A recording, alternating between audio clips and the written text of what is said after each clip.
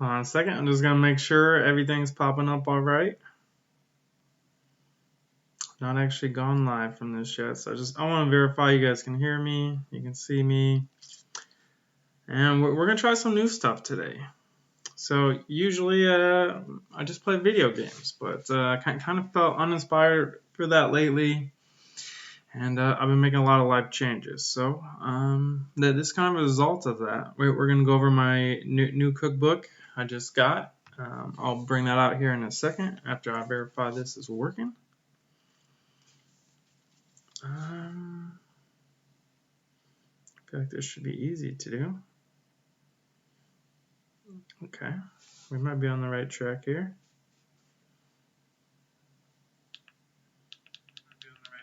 All right, good. So you guys can hear me. I feel like my hair is out of control today.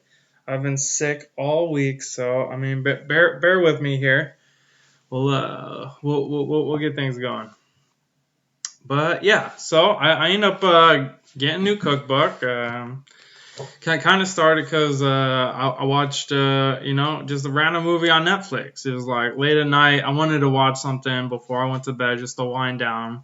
It's like looking at all my options and like nothing was hitting the mark. I was just like, like what do I watch now? Like when everything you want to watch is uninteresting. So I end up just like doing a Netflix search for health, and I just watched one of the first things that popped up that actually I thought would give me like useful information for being healthy, and that was actually I think you would call it a documentary or something, but yeah, it was called What the Health, kind of like what the heck, but like health, and kind of a good pun there. And yeah, so I watched that. Kind of made me, kind of weary towards like the meat industry, animal products in general. I would definitely check it out. I legitimately held last week chicken as sacred, ate a shit ton of eggs, a lot of dairy, love a glass of milk, absolutely love it.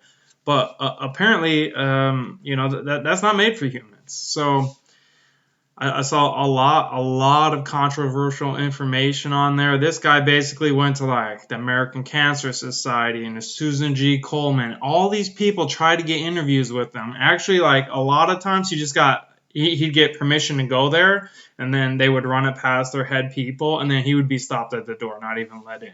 But sometimes he would get in, and they have an interview, and they're going back and forth, and as soon as he mentions diet, like, boom, shut off, people grabbing their shit, leaving, kicking him out, like, why would you do that? Like, really, why would you do that? So, they talked about a lot of stuff there. You got some like emergency room doctors, like the people like when you have a heart attack and you're going to hospital, the people that save your life, them. Those are the people that actually give them interviews. And the shit they had to say, like everything I thought about health, blown out the window. Just gone. And so I'm starting over. I'm kind of moving towards vegetarianism, maybe veganism. I'm not sure quite yet.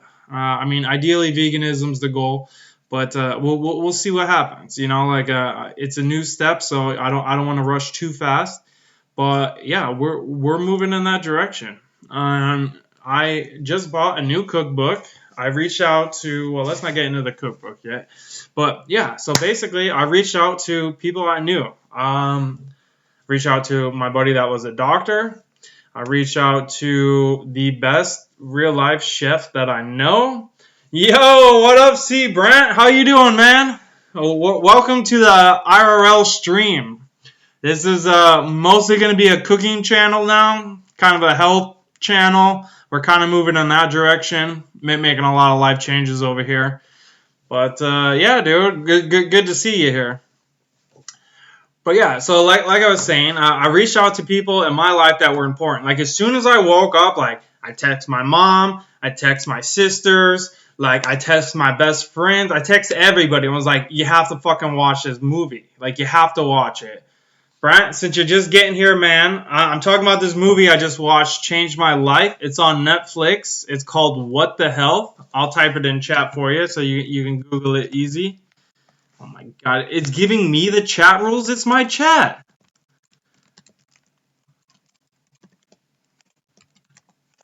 Yeah, I'm posting it right now. So yeah, check the chat. Watch that, man. Watch it. Change your fucking life. It should at least inspire you to question probably some of the life choices you're making that you probably think are healthy for you. I have been very focused on my health this past year. I lost 50 pounds, a little over 50 pounds now. I was like 50 pounds last week. I'm about 55 pounds now. Just, you know, I was really fat. I used to be like nationally ranked athlete, and then I was just a fat ass. So like we're going back to fitness. We're getting our life together, and it's gonna be awesome. Like I will have fucking abs. I'm gonna have definition on all my muscles. Like this is gonna be fucking muscular and sexy, and like these pudgy cheeks are going away. Like this is the plan. But yeah, dude, I ended up watching that change my fucking life, dude. I was like, so to lose the 50 pounds, I did a ton of exercise, did a lot of like intermittent fasting and just like responsible food choices, or at least what I thought was responsible at the time. So a lot of vegetables, a lot of fruits, a lot of nuts, a lot of seeds, and a lot of dairy. So like, and meat, like chicken, and eggs mostly, and tuna. I was eating like, so for my animal products, mostly that, and like occasionally milk. I fucking love a glass of chocolate milk. I love milkshakes. I love all that shit. But now I make oat milk.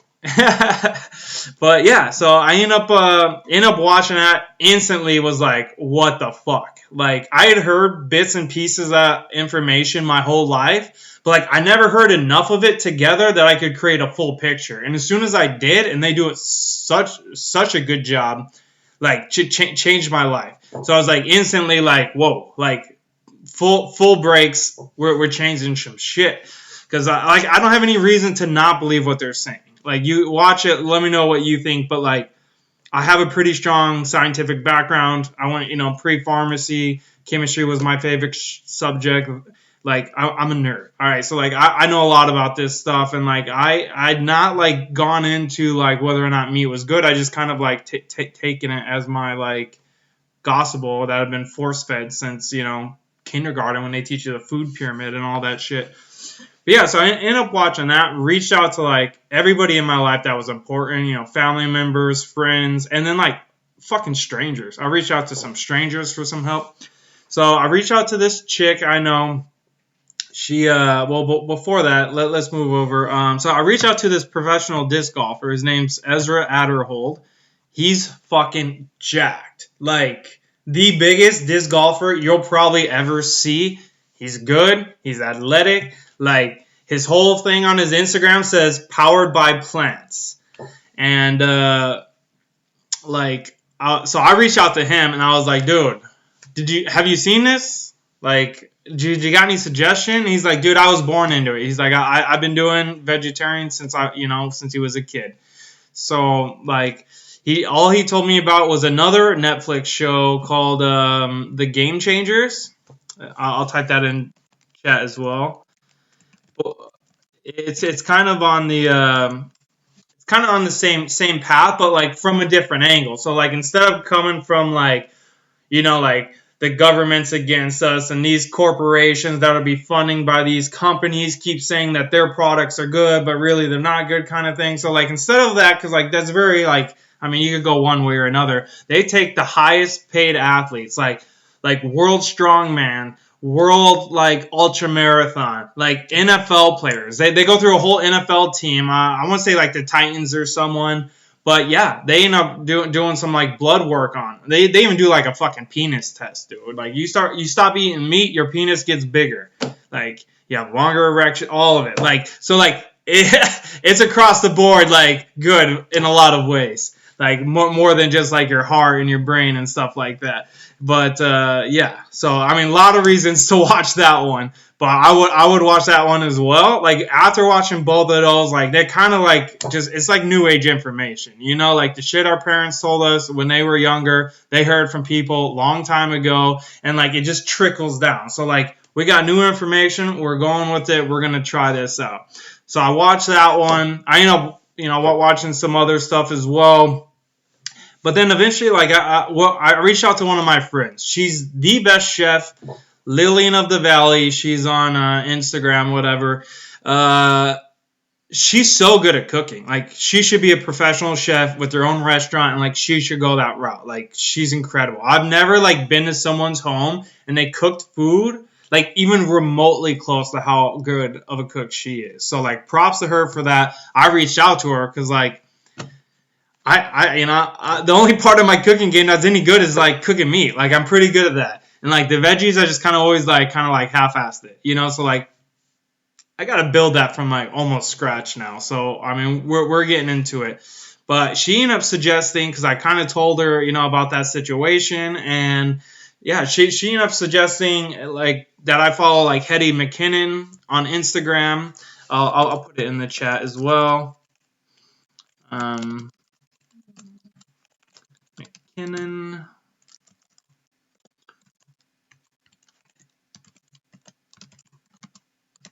So this is Hetty McKinnon. She's basically like a self-taught chef.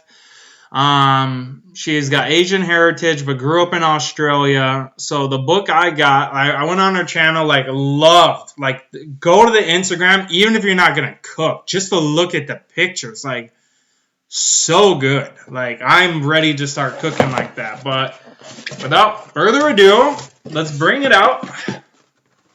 We got our new cookbook, To Asia with Love. So this is like a vegetarian inspired cookbook, so there will be like eggs and like cheese, milk, stuff like that in it. So it's not a vegan cookbook, but it should still be like way better than what I've been doing with like the last 10 years of my life, where I gained like 100 pounds. Like, I mean, minus the last year I lost like, like 50 pounds. But like, yeah, we're going to be a fit fucking, like, we're getting there. But yeah, so I got this new book. I wanted to share it with you guys. I'm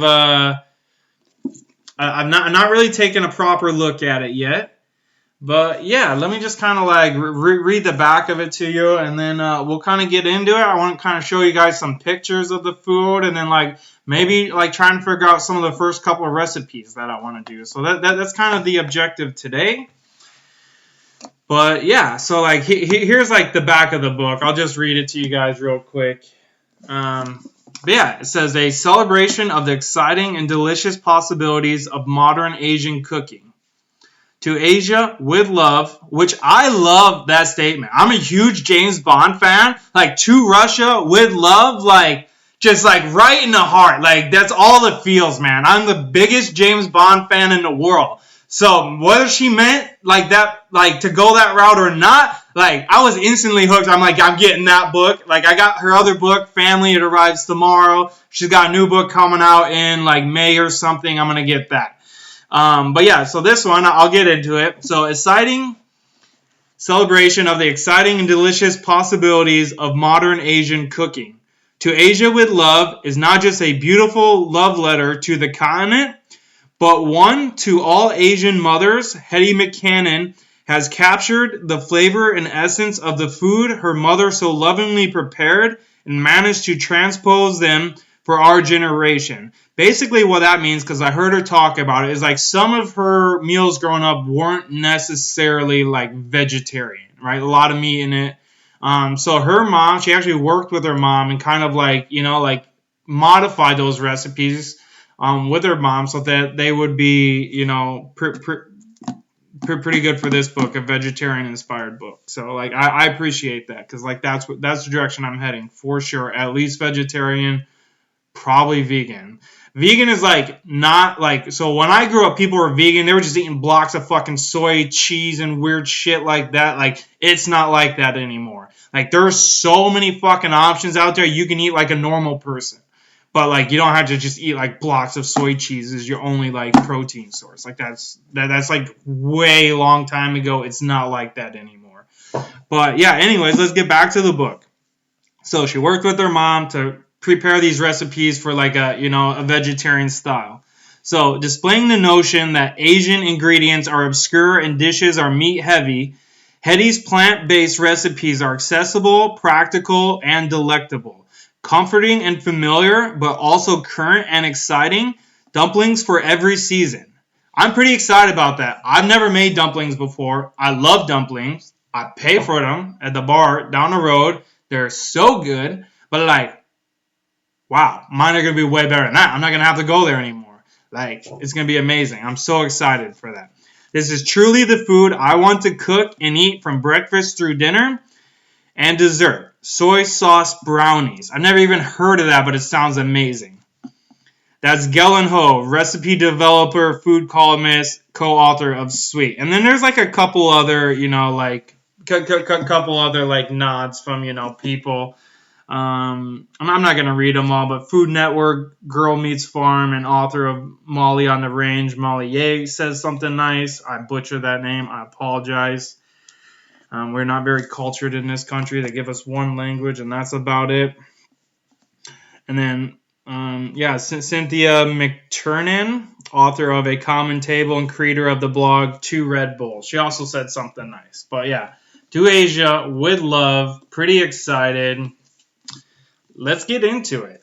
So it starts with like a pretty picture, kind of gets you like the vibe set that we're going to be going for here. It's to Asia with love, going to be very like Asian influence, like all Asian recipes, which like I love Asian food. Like when I'm sick, I order Chinese food. I don't know why, but like I crave Chinese food when I'm sick. I'm actually sick right now. I wanted to order Chinese food, but like I'm trying to eat healthier. So like now that I have this book, I can just make my own Chinese food and it will be healthier.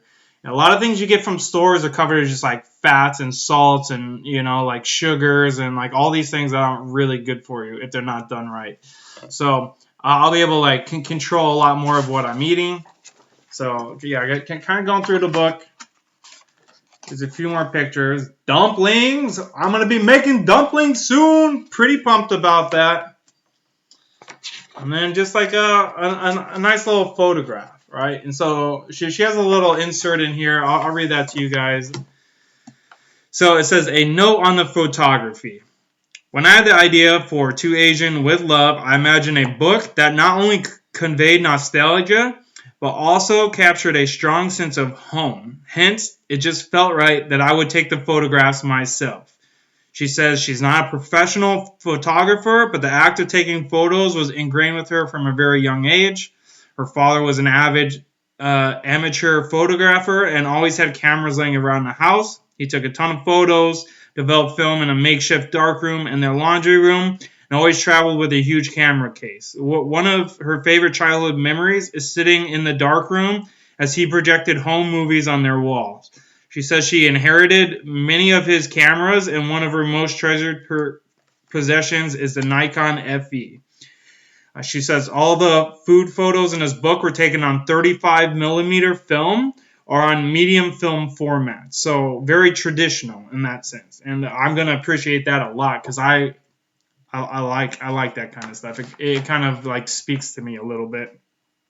She lives in Brooklyn. She says basically the pictures are like of her life. So, like her kids are going to be in some of the pictures. They're not waiting for her to like take the perfect Instagram photo before they eat their dinner. Like they're hungry, they're eating. There's going to be that in the pictures, right? It's going to be her house in Brooklyn or apartment, whatever that looks like. But yeah, so like we're going to dive in right now to some of the contents. So here's a table of contents. We got, a little picture is eggs. I'm not going to be cooking eggs very much. But yeah, this is kind of like the topics of the book. So they got like a breakfast section. Well, they got an introduction section, which I don't even know what that is. Looks very educational. I need that because this is new to me. So there's breakfast, lucky noodles, dumplings, and other small things. Rice is gold and all the things to eat with it. Salads for life. And not too sweet. I'm guessing that's the desserts. And I'm excited for that as well. But yeah, I'm so excited. So you can see a picture here of Hetty McKinnon. She is this one. And then I'm guessing that's her family. So probably her husband and her kids. Maybe a life partner. Maybe just a business partner. I don't know. Haven't gotten that far yet. Don't know her that well. Just kind of like discovered her a few days ago. So yeah, that's kind of the kind of what's going on here. I am eventually gonna like actually just start cooking recipes, and But we're not there yet. I'm kind of sick, so like I'm not going to the grocery store as much as like I want to. I have this awesome eggplant recipe I'm gonna try. Part of like me cooking on this new path is like I want to be an expert. Like I don't want to just cook shitty fucking vegetables the rest of my life. Like I want it to be good. I want other people to think it's good. Like it's got to be top tier. So like before I got the cookbook, all I did was look up Michelin chefs. I don't know if you know what Michelin stars are, but if you're a good enough chef, your restaurant's good enough, it's inspiring, it looks good, it tastes good, it smells good, you feel good just walking in the place, it's got all the fucking boxes you could check, Michelin star. If it's really good, you can get more than one. I don't know how many you can get. I know some people got 3 stars. Some people have multiple restaurants and each of them got different stars. But like, why don't I cook like that? You know, like other than the fact, like obviously, like I didn't go to chef school. So like, what I've been doing is just Googling like Michelin star vegetarian recipes or Michelin star chef like vegan recipes. Either one, I don't really care. They're both super good for you. I mean, I'm guessing vegan's a little bit better, but like if you go vegan route, you got to take B12 vitamins. Just take B vitamins in general just to be safe. And then you also got to make sure, you know, you get enough like zinc and iron and stuff like that. So, I mean, super easy. A multi-daily vitamin mostly covers all of that. But you don't get B vitamins from plants, so like supplements. But like the rest of your food, like you should have a well-balanced diet. Like one thing that happens to a lot of people that switch to vegetarian versus in veganism and stuff like that is they don't eat a well enough balanced meal. So like there's different sections in your gut. So like there's 3 sections. I don't remember the names because I'm not a doctor, but like I know I need to balance all 3. There's different foods that do that. But like it all starts in your gut, like your immune system, like being healthy, your body not carrying excess weight, like all of that stuff comes from like digestion and like gut immunity, gut health. They call it the gut biome for like short. But like yeah, you got like a ton of bacteria in your stomach, and it's got to be maintained. So a lot of people that got food allergies, right? Like let's say you never had a food for like several years. Like I had this experience when I was in college. Never had soy products ever. In college, I had some soy products, like had a little piece of cheese, a little bit of soy milk, like just a little bit. Like my throat was itchy, scratching up. Like was like whoa. Like I'm allergic to soy. Don't ever eat soy again. Moved on with my life. However, I watched this YouTube video of this gastrointestinal doctor, you know, 3-time board certified, like official fucking doctor, you know, like not some like, you know, like just like foodie, you know, with like a dietitian degree, not even like a dietitian degree, because I mean, like a good dietitian is like a doctor house for you, you know, but like there's a lot of people that just get like, you know, like a certificate, you know, that says they know enough about health. Like a lot of personal trainers might get, you know, like a certification like that or something. Like they might know a lot, but like they don't know as much as a fucking doctor. So like I'm going to take what she says a lot higher. I've watched some other videos from other doctors that are all saying basically the same thing. Like if you're allergic to something, more than likely it's just an intolerance, and you can get over that if it's done well. Obviously, talk to your doctor. Do that with your doctor. Like there's very specific steps in doing that. But like me as a kid, I was allergic to chocolate, all kinds of fruits, and like I'm not anymore. Like I'm over that. Like I love chocolate. Eat the shit out of some chocolate. Now I could eat a pound of chocolate. Like I'm not gonna break out. But like I was severely allergic to it. Same thing like that happened with the soy. Like my face kind of like just starts getting scratchy and like starts swelling up a bit. Like so like I've gone over a lot of my allergies. I mean, just because I love chocolate, but like I was also allergic to like blueberries and cranberries and like all these other berries and like fruits and stuff. But like it's really those allergies are just your gut biome doesn't have any bacteria to eat those foods. So when you start eating them little by little, granted, again, talk to your doctor. Find a good doctor, like a gastrointestinal doctor, you know, like a real fucking like doctor, not like your like run of the mill like general practice doctor. They don't know shit.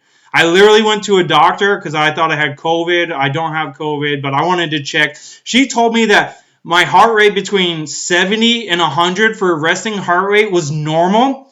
She told me my resting heart rate was 76. I about had a heart attack right there. Like, that is not fucking normal. It's because I'm fat and out of shape. Like, wake up call. Like, I've already been moving in the right direction. I don't even want to know what it was a year ago. Obviously, it had to be way worse.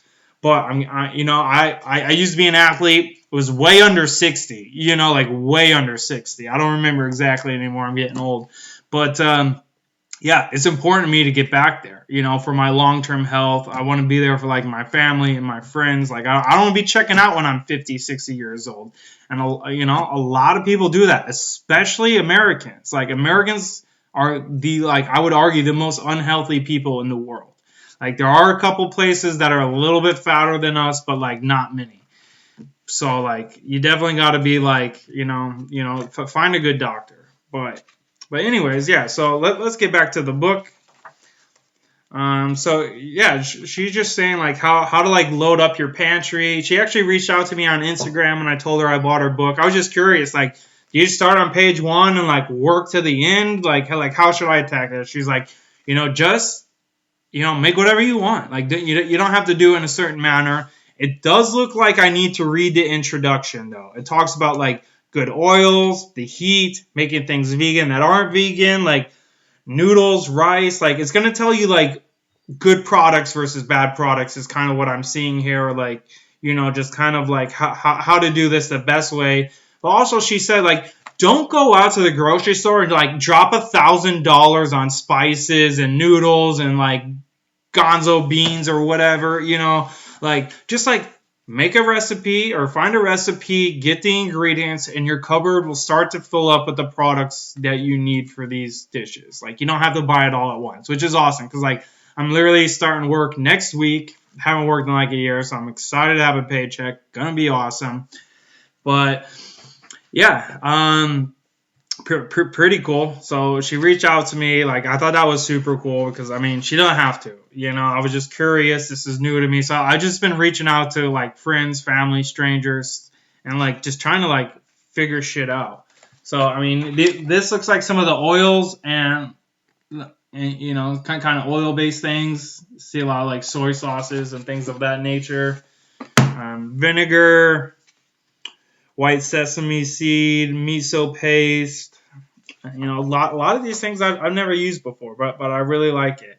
But yeah, the introduction is still, just going over like different types of like foods. Let me just read one that I'm not familiar with. Since I just said miso, and most people are familiar with miso soup, I don't really know what miso is. So miso is an essential source of salty, earthy, and funky flavor, made of fermented soybeans and koji, a mold that's also used to make sake. There are many varieties of miso that differ depending on how long they have been left to ferment. The longer the fermentation, the darker and more complex the flavor the miso becomes. In regular supermarkets, you usually find 2 different varieties. White, shiro, miso is a mellow in flavor and usually the type she chooses. And then there's also red, aka, miso, which has much more intense flavor. Sometimes you may find a yellow, shinsu, miso, which has somewhere in the middle in terms of flavor and color. There are also varieties of miso made with chickpeas, barley, and brown rice. So, like, that's kind of the introduction. She is kind of going through just, like, explaining some of, like, the knowledge you probably want. I mean, she said you don't need it. But, like, I need it. I want to become great. Like, you got to take all the information you can. So, yeah, again, just, like, there's about 40 pages of that. This introduction is all about chili oils. So different types of oils, chili oils. Looks like some of these are like recipes. So you just get like, you get all the products. And, I'll show you a picture, for example. So like, this is an everything oil. I don't know what that means. It's got everything in it. That's the best I could do without like reading this whole thing to you. But yeah, it's like what I've been doing a lot, like even before I switched away from like animal-based products, was just like making my own stuff from scratch. Like Like when you look at online, like a bag of Doritos in the U.S. versus a bag of Doritos in the U.K., like the products list is like, this is America with everything, like all the additives and all the things the FDA doesn't care if you eat. And then you have UK that cares about their people. And these are the only products they allow. Like it's big difference. And that's why, I just started making a lot of my own foods from scratch. They taste better. They're healthier for you. Like if you look at store-bought soup, every single one of them has 500 milligrams or more of salt. You don't need 500 milligrams of salt. Like, that's a heart attack. They call them heart bombs, like, doctors. Like, that's too much salt. Like, even if you put a shit ton of salt, like, in your own meal while you're making it, you're probably not going to get 500 milligrams of salt. Like, that's outrageous. But, anyways, moving on. But, yeah, still more introduction. She talks about different types of Asian greens, which I actually been kind of, like, discovering on my own. So, you can see them here. This is a bok choy. I make like a chicken bok choy, chicken cashew bok choy thing out of this fucking world. Like, out of this world. But bok choy, I love it. It's got like good color, good nutrients. But I mostly got into it was like, I need to get better at cooking. So I would just buy plants or whatever from the grocery store I'd never used before. And then find a recipe for them. So like chicken bok choy, that was one of my go-tos. But yeah, so she's going to get into different types of Asian greens. Bok choy, chosom, gai larn, choy, wimbok. I don't know what any of that means. And then things to go with everything. So she's got some eggs here, and then she's gonna go through like a lot of different types of eggs.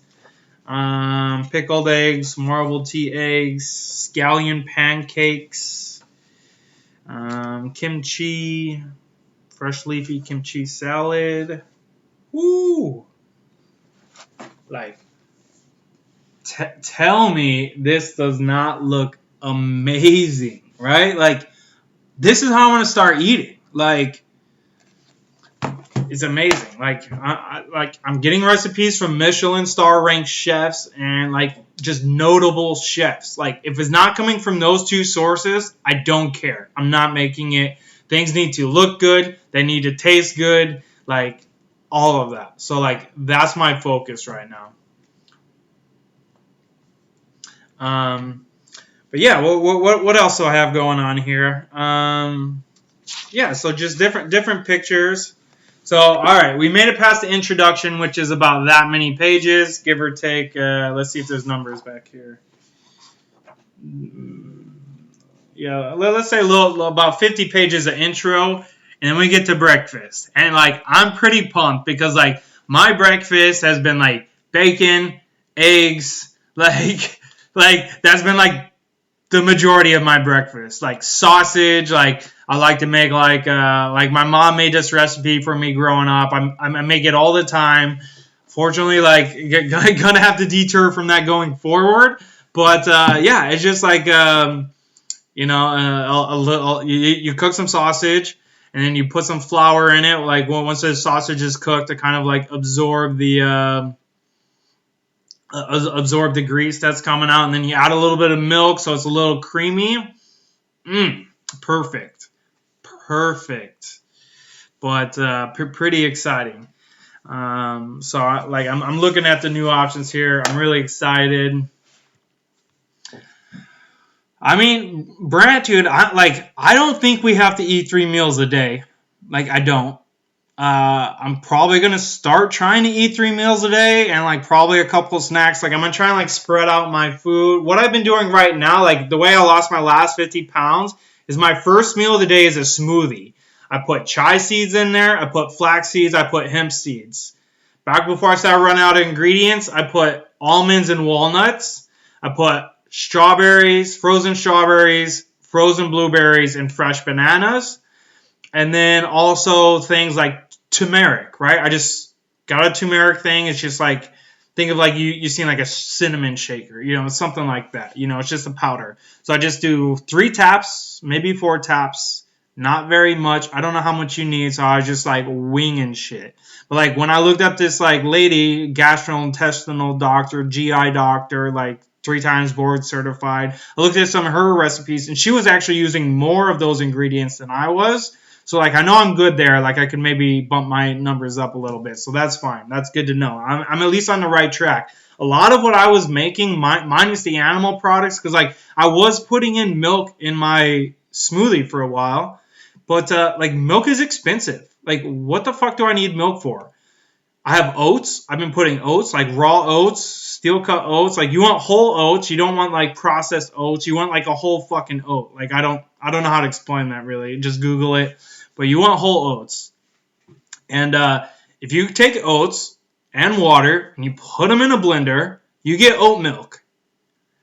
You can put it in like this. They make like a cloth for doing this like properly. Like if you want to strain out like all the bigger parts. But like I don't. I want to eat those. But like I'm not trying to do oatmeal every day. You know, so like switching shit up is like the biggest thing, kind of where I started. But yeah, I put that in there. What else? I put like sometimes like I just throw in random like fruits or veggies. Yeah, cheesecloth. Yeah, exactly. So yeah, you just strain it. But like I'm making a smoothie, right? Like all that shit's getting chopped up. It's fine. So like instead of putting milk in there, I was just making oat milk and adding milk, and like I didn't even realize it. And like the only reason I ever like ate like animal products was because like I thought they were the healthiest options for me. You know, like I thought chicken was super good for me, so I ate a ton of chicken, stuff like that. But like, what the health really covers, you know, like the difference between like a cow's milk for a cow's baby and the ratio of like the products that are in that versus like a woman's, like a human woman's milk for like a child's baby, and the numbers are like astronomical. And like so like I just stopped putting milk in there like originally just because like it was expensive. I kind of been balling on a budget this last year, so like you know didn't have a lot of money to just keep like replenishing products, but like I still had enough to like eat well, like get gas, go out and like you know like enjoy nature, things of that nature. I kind of took like a year-long sabbatical, so I got focused on myself. Like I had a really bad case of COVID, really fucked me up, like probably going to be fucked up the rest of my life. So my goal right now is to get as far from like, I was basically a vegetable. It was like really sad, like couldn't do anything, couldn't think, like it was bad. Like I could breathe, but like I was awake for like 3 hours a day for like a month and a half. Like fucking awful. I wouldn't wish that on anybody. It was horrible, but like, my health plummeted. I went from like I wasn't in good shape, but like I was in decent shape. Like I was still like pretty athletic, but like after the COVID incident, dude, I was like a 60-year-old man. Like my body was ravished. My like brain power, like just think of like how everyone talks about like Joe Biden. Like that's how I felt as like a young man. And like started exercising a shit ton, like was so weak that like when I went back to work originally, I couldn't even work a full day because I couldn't stay awake that long. Like I would work and then like I would just check out and like walk upstairs, sleep until my alarm went off for work in the morning, and then like try to work again. You know, like it was done. I should just like quit that job. I don't know what I was thinking, but yeah. So like after that, like I was like, I've got to fix my health, like for that reason, and like that's why I like went on a diet, lost all this weight. I still got more to do, but about to hire like a dietitian here pretty soon once I start getting a paycheck, so they can like look over what I'm doing and like help me make some minor corrections. I still kind of want to choose my own meals though, you know. I'm not like trying to lock into that too much, but no, actually, yeah, those fuckers fired me because I wasn't meeting expectations. Dude, I almost fucking died. Like, I came back to work early because I had like hundreds of thousands of dollars of office equipment, like routers, switches, firewalls, everything you need to build an office at my house. And I had COVID. So I couldn't work on it. I couldn't deliver. I couldn't do any of that shit. So like, I came back early just so I want to hold up that project. Huge mistake. Never make poor health decisions for a job. They don't give a shit about you. You're just a number. Take care of yourself. I didn't. I regret it. But we're moving forward. Like that whole part of my life going like all the way back, I don't give a shit about it. Like I'm this new person now with new goals, new dreams. We're moving forward. And like that's all you can do in life. So like you got any drama in your life, it's fucking gone. Let it go. Move on. Live the best life you can. That means like taking care of your health, taking care of your wealth, and working on connections with your friends and your family, the people that matter the most to you. Everything else is just noise. Like anything that doesn't fall in those three categories, like it better bring you just a shit ton of joy. Like if it's bringing you any kind of negative emotion, do the Heisman on that hoe. Like, you know, Soldier Boy said it best. But yeah, you just gotta like, you know, focus on your priorities. But yeah, man, I don't work for them anymore. Like, super good. I actually wanted to quit that job before I got COVID.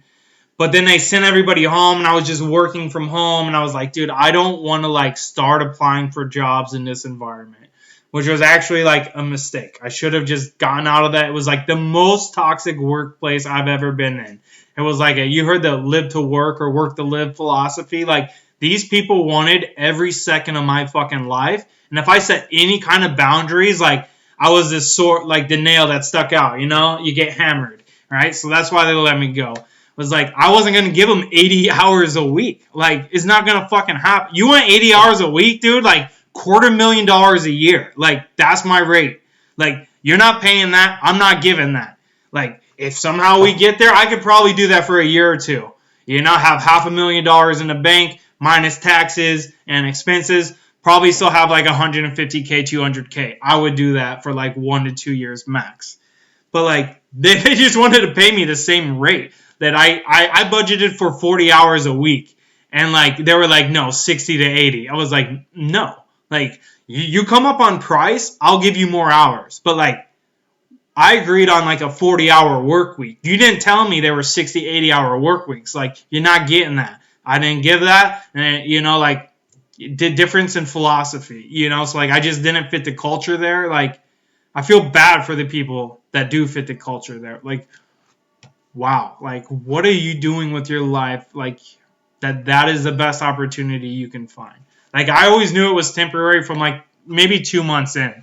Like the manager was like a huge dick, like would just constantly hound you. I don't know how many times like I had to have a meeting with this dude because he didn't like my work. And then I would bring up like a printed document from the file share of the standard operating procedures, and everything he would critique me on went against the standard operating procedures. And I was like, you told me to follow these. Like, I'm following these to a T. You're yelling at me. Like, fuck off. You know, like, I had that conversation over and over and over again. And, like, dude, it was just, like, the kind of nerd in high school that got a position of power and was used to people just treating him like shit. And, like, now he's a boss. And, like, that was the leader of my team. Like, dude, get bent. Like, what an asshole. Like, I don't respect him at all. I didn't even accept a letter of recommendation from him. He's like, yeah, we'll write you a letter of recommendation. No, you won't. I don't respect you at all. I don't give a fuck what you had to say. I don't care if other people would respect your opinion just because you were my boss. Like, I don't respect it. I don't need it. I don't want it. And, like, I just moved on. Like, that part of my life, like, is gone. We're moving forward. But, yeah, dude, that's awesome that your boss is like that. I feel like my new boss is like that. That was part of the reason I was interviewing for a lot of companies. They gave me the first offer. I took a couple more interviews, but, like, I was really just thinking about, like kind of like, yeah, just like take care of yourself first, and then like work is a thing you do so you can live your life, you know. And like he was on that same page, you know. We had a conversation about it. Like I'm very worried about culture going forward. Like I'm never working for that kind of environment again. And like if it is that kind of environment and I find out, dude, I will start interviewing right away. Like I'm not playing that game.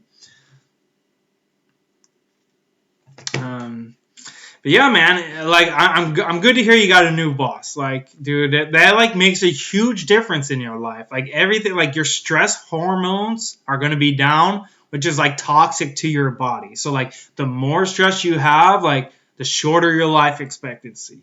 And it's very like every doctor agrees on that. You know, like there's no doctor that's like, yeah, you need a ton of stress, dude. You know, like it's not good. So like I feel like you're gonna have like a much healthier life going forward just because you got a new boss. Like sometimes that's all it takes. But yeah, let's get back to the book. So these are gonna be some breakfast things. So like let's take a. I guess, hold on, let me see it. Yeah, all right, so there's like an introduction page to breakfast. I'll read that for you guys.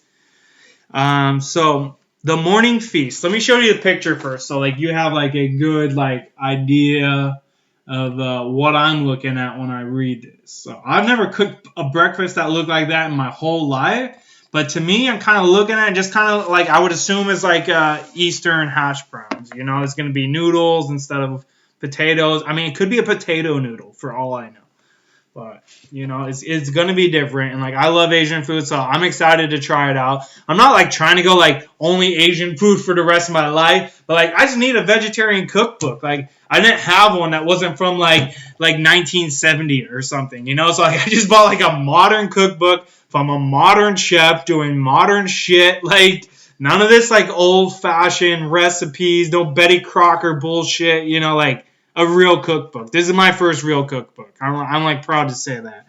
Like I'm excited for this new path in my life, and like this is like the start. It's just the start. I've been like on this kick for about like 1 week. I've been sick that whole fucking week. So like I got sick on the meat diet. Like just for anyone that's out there is like, oh, he's sick and he's on this like no, I was on the meat diet when I got fucking sick. So like we're going vegetarian forward. I know more about gut health now that I've been looking into vegetarianism. So even if you aren't going vegetarianism, like look up gut health. Like you need vegetables to increase your gut health. You need different types of vegetables. They give you different types of gut biomes, like gut microbacterias, and that's what's going to help your digestion. It's going to keep you from like bloating. It's going to keep you from like being fat. A lot of people that are bloated are actually just constipated, and that's what I've learned. So you're not getting enough of the particles out of you, so you're just backed up, and that's why like you're bloated. So a lot of people just want to address the bloating without going back to the reason why they're constipated, and usually it's because their gut biome has not been activated properly to like it's like a resistance to the food they're eating. But like you can break down that resistance with training. So like she was talking about like again, talk to a real fucking doctor before you do this. Or I mean if you do it on your own, that's your own risk. I'm doing it on my own. Like that's fucking life. Sometimes you gotta explore the unknown. But you can do it with an educated opinion. Speak to a doctor. I'm not a doctor. But anyways, so they were saying like, yeah, so like it's just people have like food resistance because they never like built up like the proper bacterias to eat those foods.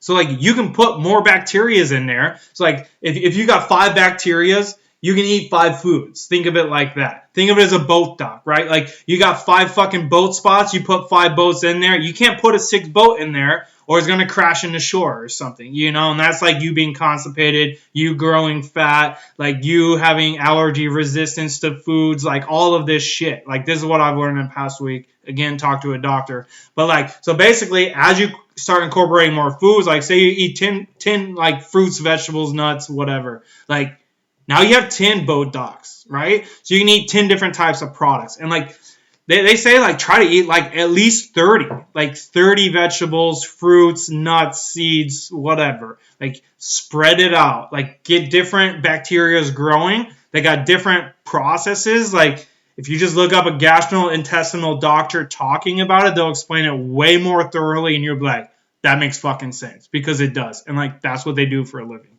So like, and you know, get the knowledge from doctors, like real doctors that care. Like there's a lot of doctors, like I told you, a doctor I just went to told me a resting heart rate of 70 to 100 was normal.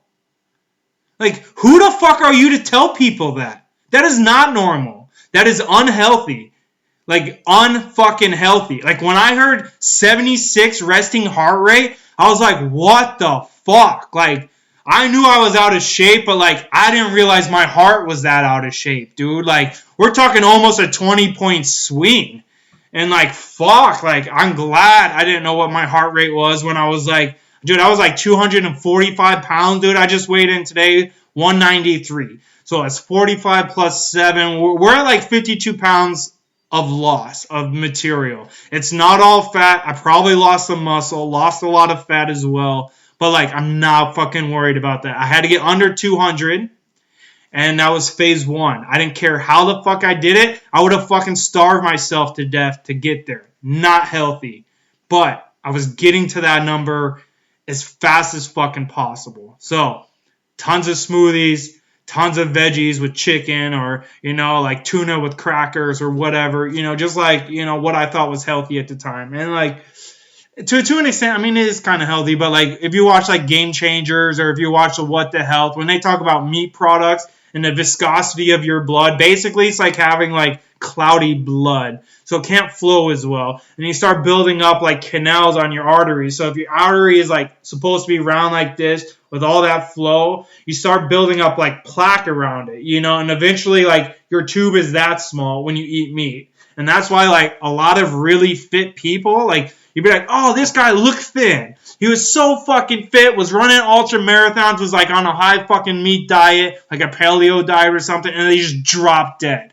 Like, that's why shit like that happens. And I never knew that. Because, like, if you look on, like, all the major health websites, they're telling you, eat a balanced diet of, like, red meat and, like, all this other shit. And, like, that's because they're paid by the meat industry. That's their donors, It's like NASCAR sponsors, like, they tell you what oil brand to use, but, like, they have to tell you that, And, like, so that was really interesting. Definitely watch those. It'll wake you up. It woke me up. Like, legitimately, like, I was exhausted when I started it, and, like, I couldn't finish it. I woke up. First thing I did was finish it. I needed the rest of that information because, like, that was the most valuable information I probably ever heard, like, since I was a child. Like, just, like, was, like, actionable, And so, like, that's kind of what I was doing.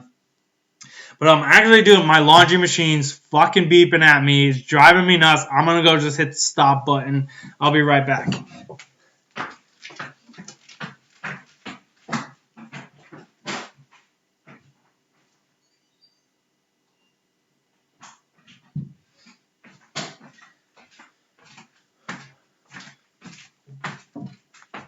Oh, man. That was so annoying. I was just kind of in the zone. But, like, I could only do that for so long. But, yeah, let me get a drink of water here.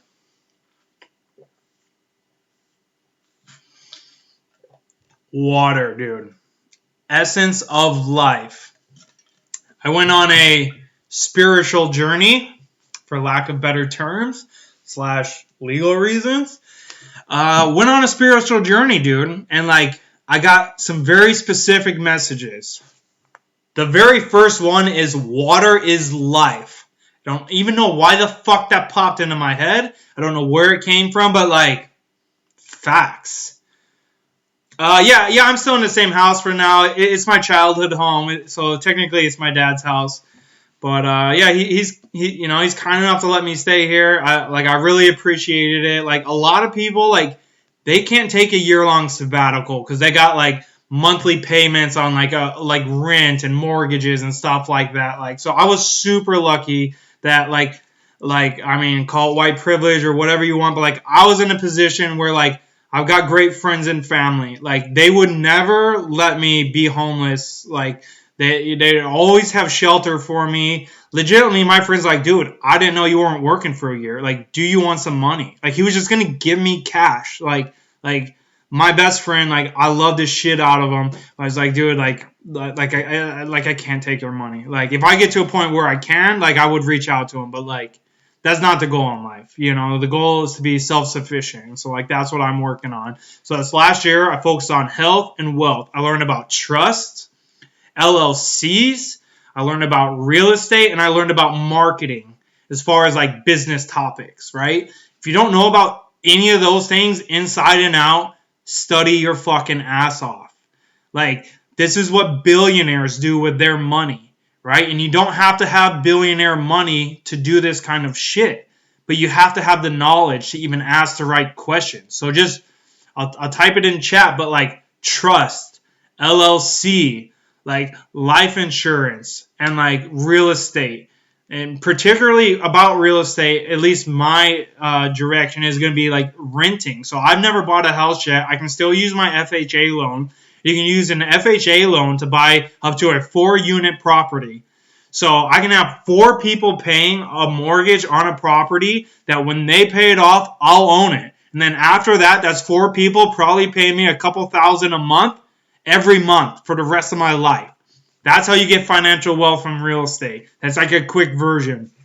Talk to someone that's more knowledgeable if you're going to make these decisions. But read about it so you can have a conversation with them. Or, if you just got a friend that's into this kind of shit, talk to them about it. They will like shove that information down your throat because if they're like selling houses or units or whatever, they want you as a client. They will give you as much fucking free information to help you pull the trigger. But like, you got to be knowledgeable so you make good investments, right? Like, just because you buy a property doesn't mean it's going to make money. You have to pick like a good market. You've got to have like, good curb appeal. You've got to have like the right amenities. It's got to be comparable to what's around.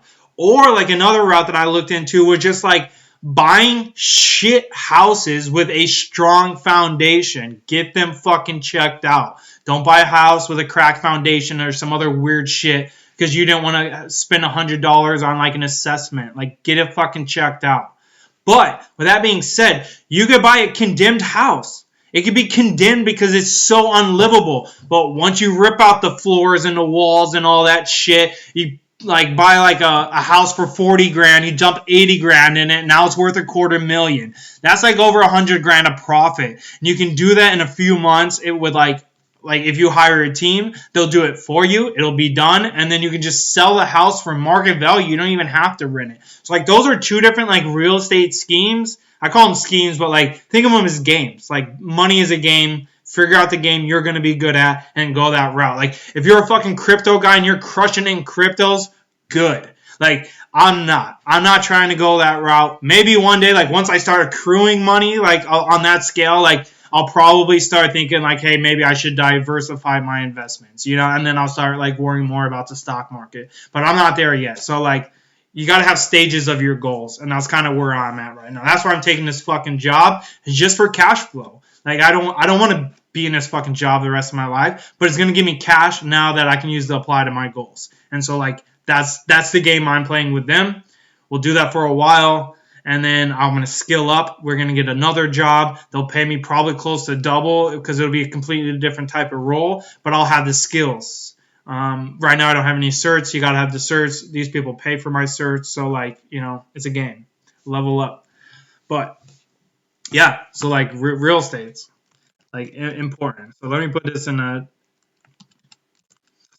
trust is, it's just rich people terms. Google it if you don't know what it is. I need to know better about it. But basically, you got kids. You could set them up. If you started an LLC, had some kind of fucking business, and like, they help you with like marketing, right? Like kids, like, I think this is cute. Like, boom, they're a marketing agent for you. You can start a 401k for them. Put in like a couple $1,000s at a young age, have it compound over their fucking lifetime. They will be a multimillionaire before they're 65. Like, it's just the way of doing it. Dude, home inspection's perfect, man. Like LLC, look into it. It protects your personal finances. Like, so you don't get fucked as a human being. You might lose your business, whatever, but like your credit as a human, like a one singular person, will be fine.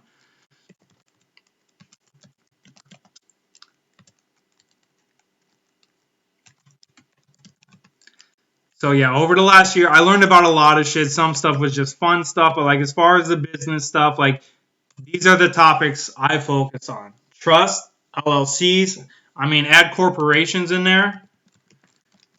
And all of these things, think of it as like a collage. All these things fit together. You don't need one. Like, you need them all to like intertwine. There are layers. This helps you with like avoiding capital gains, and that helps you like paying taxes, like because you can get reimbursed and stuff. And like the more you get into it, the deeper it gets. Like, you can have 0 taxes a year, like fucking Amazon. They pay 0 fucking in taxes because they've got these things set up. And like, set them up for yourself. Become a corporation. Become an LLC. Get a trust.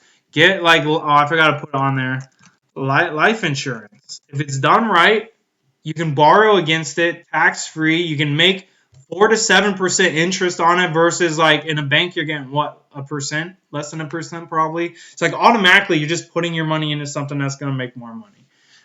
But yeah, there's a lot of subtle details. So I mean, before you do any of this stuff, learn about it. It's important. Yeah, dude, exactly, Brent. That's what I'm talking about. Like, this is not financial advice. I'm not a financial advisor. It's not doctor advice. I'm not a fucking doctor. But as a person that has been reading, these are important topics for you to learn about as the viewer. And don't take my word for it. Get out there and fucking learn for yourself. Like, there's so much information out there. It's readily available. I was just fucking off on Instagram. I had like models on there. I had surfers on there. I had like nature pictures on there. Like, just shit that like I wanted to look at, you know? But like, I heard this thing and I forgot who was saying it, but they were talking about like TikTok and why the US is so against TikTok. Because over here in the US, you got, you know, everyone doing these little dances and shit like that. And like, but like over in like China and stuff, they use that to learn about mathematics and business and like all these other like, you know, different terms. So like, I thought about it that way and I started following things on my Instagram. Hey, don't forget you have laundry. Yeah, actually, I'm having trouble washing my blanket. It won't finish, so I'm not sure what to do with that. You have to take the pile out, shift it around, and then one second, guys. Go again. Yeah, I mean, I'll try to get in a little bit, but so far I'm just failing pretty hard at it. Okay, yeah, it doesn't like heavy loads. Yeah, I mean, it's I guess it's heavy because it's a blanket, but like, it's a thin blanket. Like, it was like less clothes. Like the pile was way less than like the clothes that I put in there. The clothes get swished sideways to move stuff. Blanket can't shift itself. It just sits. Yeah. Maybe I can like balance that somehow. But yeah, I mean, so dude, that's what my sabbatical was about: health and wealth. Like I didn't have the knowledge I needed. That like, even if I was having a job, I was just pissing away my money because I didn't know what to do with it. You know, so like now I know what to do with it. Like I'm focused. I'm like, I got plans. You know, let's just say that. But like, you know, like I'm 35, cashed out my 401k.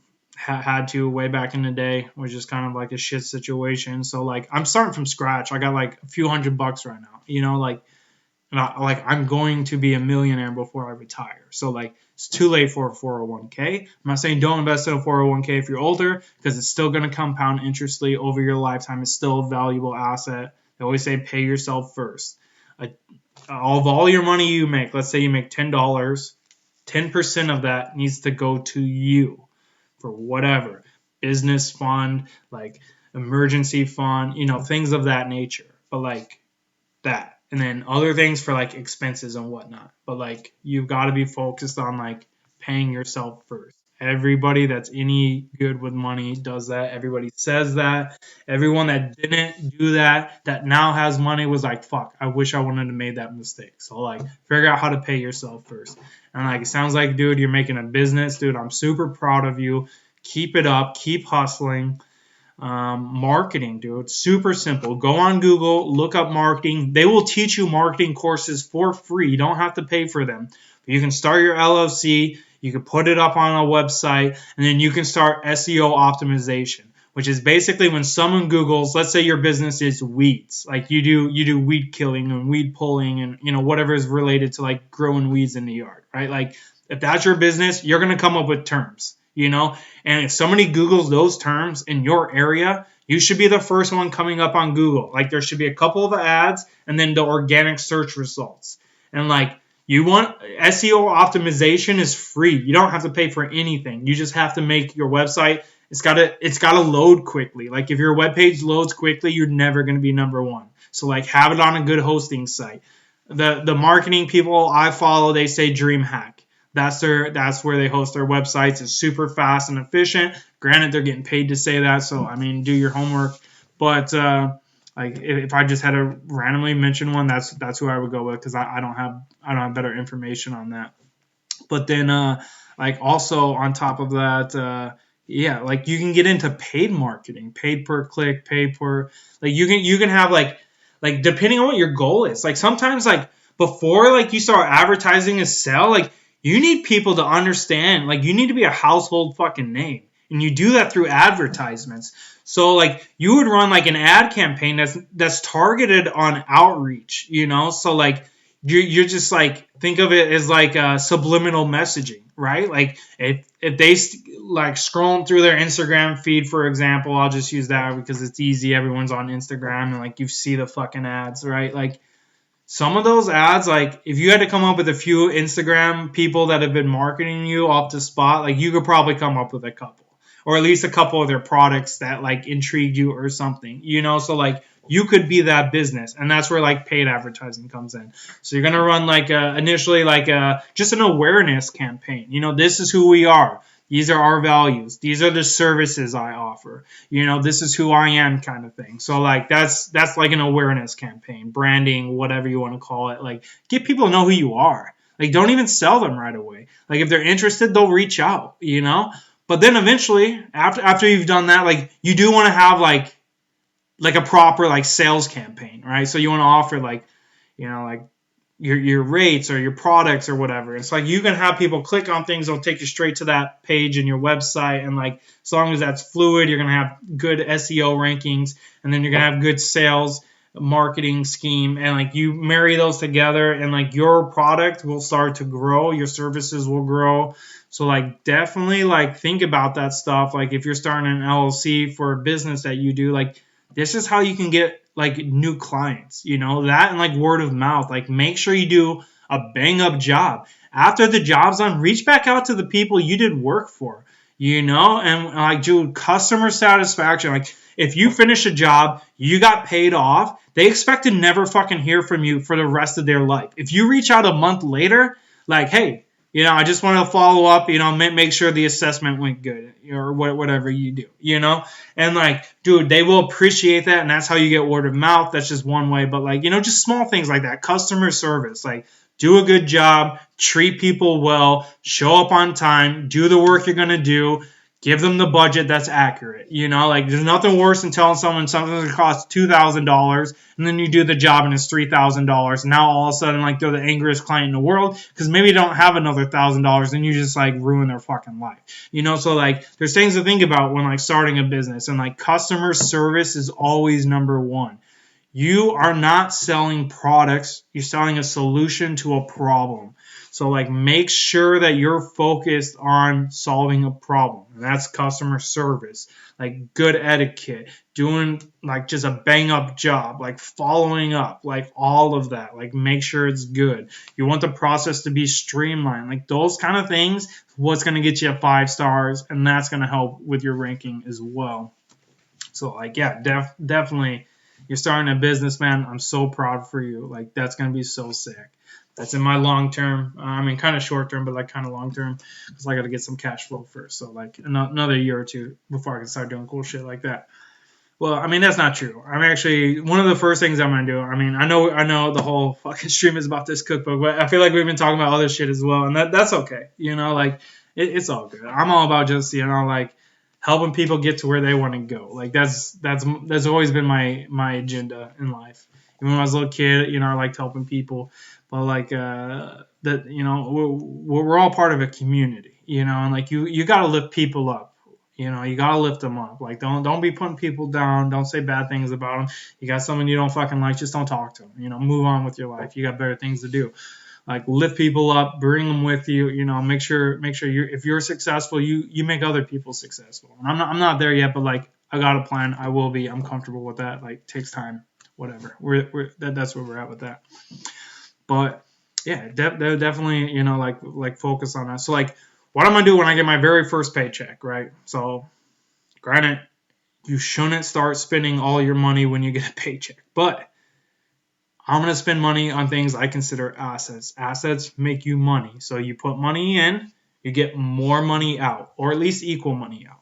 But like ideally more money out, right? The more, like the bigger that gap is, the better your investment, right? So I'm going to just start simple woodworking projects. One, like first off, I just like building shit. So like I'm going to build some cornhole sets, probably the easiest thing in the fucking world to build, that make you $100 a set.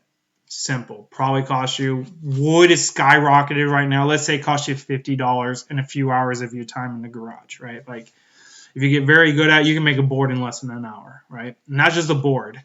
And like, dude, if you want to do special shit to it, you want to stain it, you want to put some cool patterns on there, you know, an artist that can paint some cool shit for you, like that $100 becomes like $200, $300. Like you can like, you know, build out the business model how you want. I'm just gonna do a small hobby, just try to get some extra cash flow coming in. You know, like they call them side hustles. Like that's one I'm gonna do. Another one, dude. I just learned how to make surfboards. I haven't actually built one yet, but like I'm gonna build some surfboards. And like I live next to Lake Michigan. I got to drive to the other end. I'm on the bottom end. All the waves are at the top end. So like I'll have to drive up there to actually try them out. But I'm gonna try and sell some surfboards. Like you can sell surfboards as art. You can sell surfboards as functional equipment. So like I want them to be both. You know, so like that's another thing. Small investment, some wood, a couple tools, and time. What are you doing with your time? You should be learning or building something. So like that's kind of my plan going forward. But let's get back to this book. So this one's about the breakfast. So in Western cultures, you're most likely start the day with a light meal of cereal, oatmeal, toast, or eggs. In Asian culture, there is no holding back. When the day begins, it's game on. So growing up, I didn't understand my mother's elaborate morning feast because I never lived in Asia and witnessed such breakfast rituals. My Western upbringing steered me to believe that eating fried rice and noodles for breakfast was abnormal and just another of my mother's Asian mom idiosyncrasies. While I always appreciate my mother's feast, there were mornings where I just longed for a bowl of cornflakes. My mother started every day in the kitchen with a conviction and purpose. Pots and wok on the stove, cleaver at the ready. My mother was merely missed an opportunity to deliver an epic meal. For breakfast, she served noodles, fried rice, juk, congee, and her Asian take on a cheese toasty, or white bread dotted with tiny squares of char siu pork, and finely chopped scallions, with Kraft cheese melted over the top. One of her signature breakfast dishes was macaroni soup, small pasta shapes floating in chicken or vegetable broth, speckled with shiitake mushrooms, peas, carrots, and spam. Try my version of this dish on page 63. All right, we'll pause there. Let's find page 63.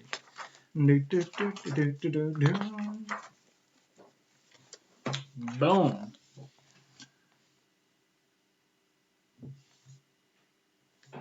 So this is kind of what she's talking about. Obviously, she switched it up a little bit. Oh yeah, dude. The Roth one, yeah, that's just a 401k. So it's like pre-tax, post-tax. It's just it depends on if you want to pay your taxes up front, which I would suggest, because then you can take the money out. You don't got to pay taxes on it. But I mean, there are different schemes. It depends on how long you're keeping it in there. So I mean, if it's longer, like maybe you do post-tax, but like you never know what the tax rate's going to be later. Like it's always going up. So like, I mean, you can pay a small tax now and probably a big tax later, as far as like percentage. But like, if you're paying the tax up front, your investment is smaller each month.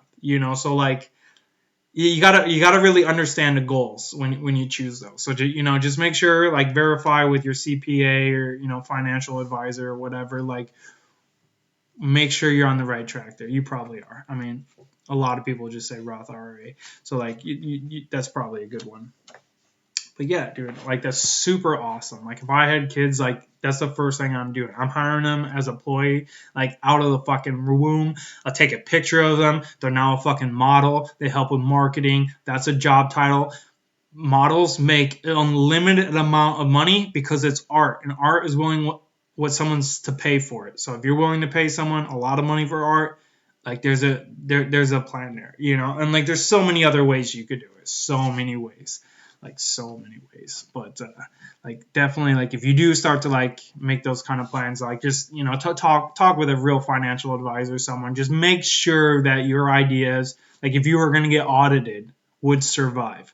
You know, like there's nothing worse than like thinking you're checking all the boxes, then an audit comes up and they ask for details that you don't have. Like they will not let you make them up. You got to have them. Like, so that's more for like, you know, business deduction, stuff like that. But like, I mean, it all kind of applies, you know, make sure you know what you're investing in and like, you know, have a long-term discussion, you know, like the ins and outs, like the pros, the cons, like, because there are cons to a Roth, there are pros to a Roth, like, and there's, you know, the other way. So like, I'm willing to bet you already did that. You already know that, but you know, just double check. Never hurts to double check. Wow. I went to clean my screen and now my thing moved. Oh my God. What am I doing?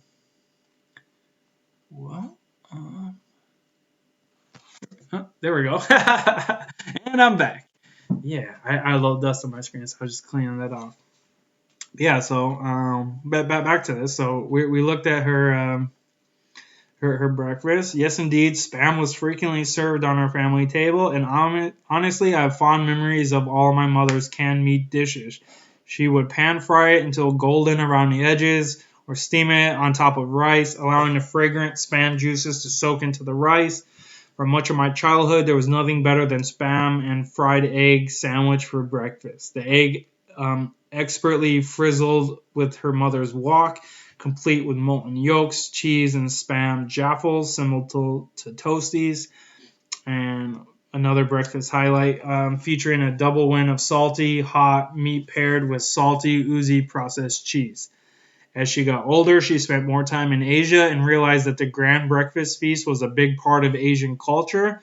And when she visited Singapore as a teenager, she became obsessed with like curry rice, vermicelli, with the breakfast buffet.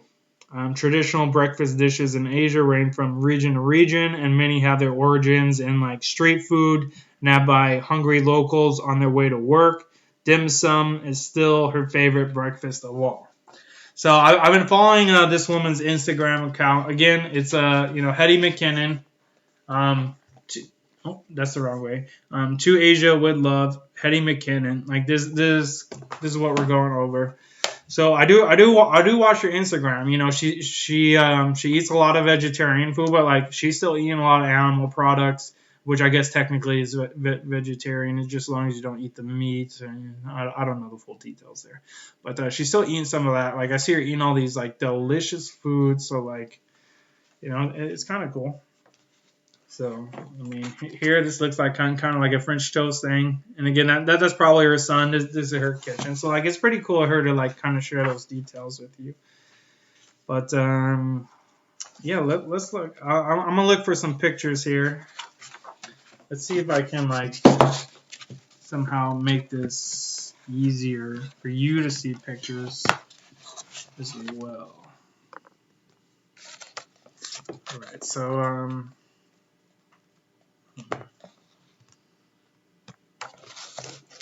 Alright, so like that one looks pretty good. So it's like some kind of like rice and veggie. Those look like microgreens. I'm gonna start growing microgreens. Basically, you can grow them in a week, give or take, maybe 10 days, something like that. But like you can have fresh microgreens, which are full of nutrients, super good for the gut biome. Like so much good stuff in those, and you can grow them super easy. It's like let's say you grow peas, right? Like to grow a full fucking pea, to go all through that process takes a while. But you notice like the stem starts growing right away. So like it's basically just cutting off like the flowery part of that stem. So you just have like they call them microgreens. Look it up. That's another small business idea that you can get into super easy. It's a little more risky because you're dealing with live products. So there's some different rules there and like different amount of effort and like attention that needs to go into that. But I mean, it is super good. Like definitely like looking at growing your own food indoor farms. Hong Kong scrambled egg sandwich with a side of milk tea. Okay, interesting. Yeah, these are just some of like the different like breakfast ideas. Apparently, these are this whole book is like Asian inspired. So I mean, this book is going to be mostly like vegetarian based Asian foods. But yeah, these are just some of the things I'm looking at. I'm gonna try and make them all, but who knows where life takes you. So I'm definitely gonna start with a couple. Like I'll find some favorites here in the next couple days.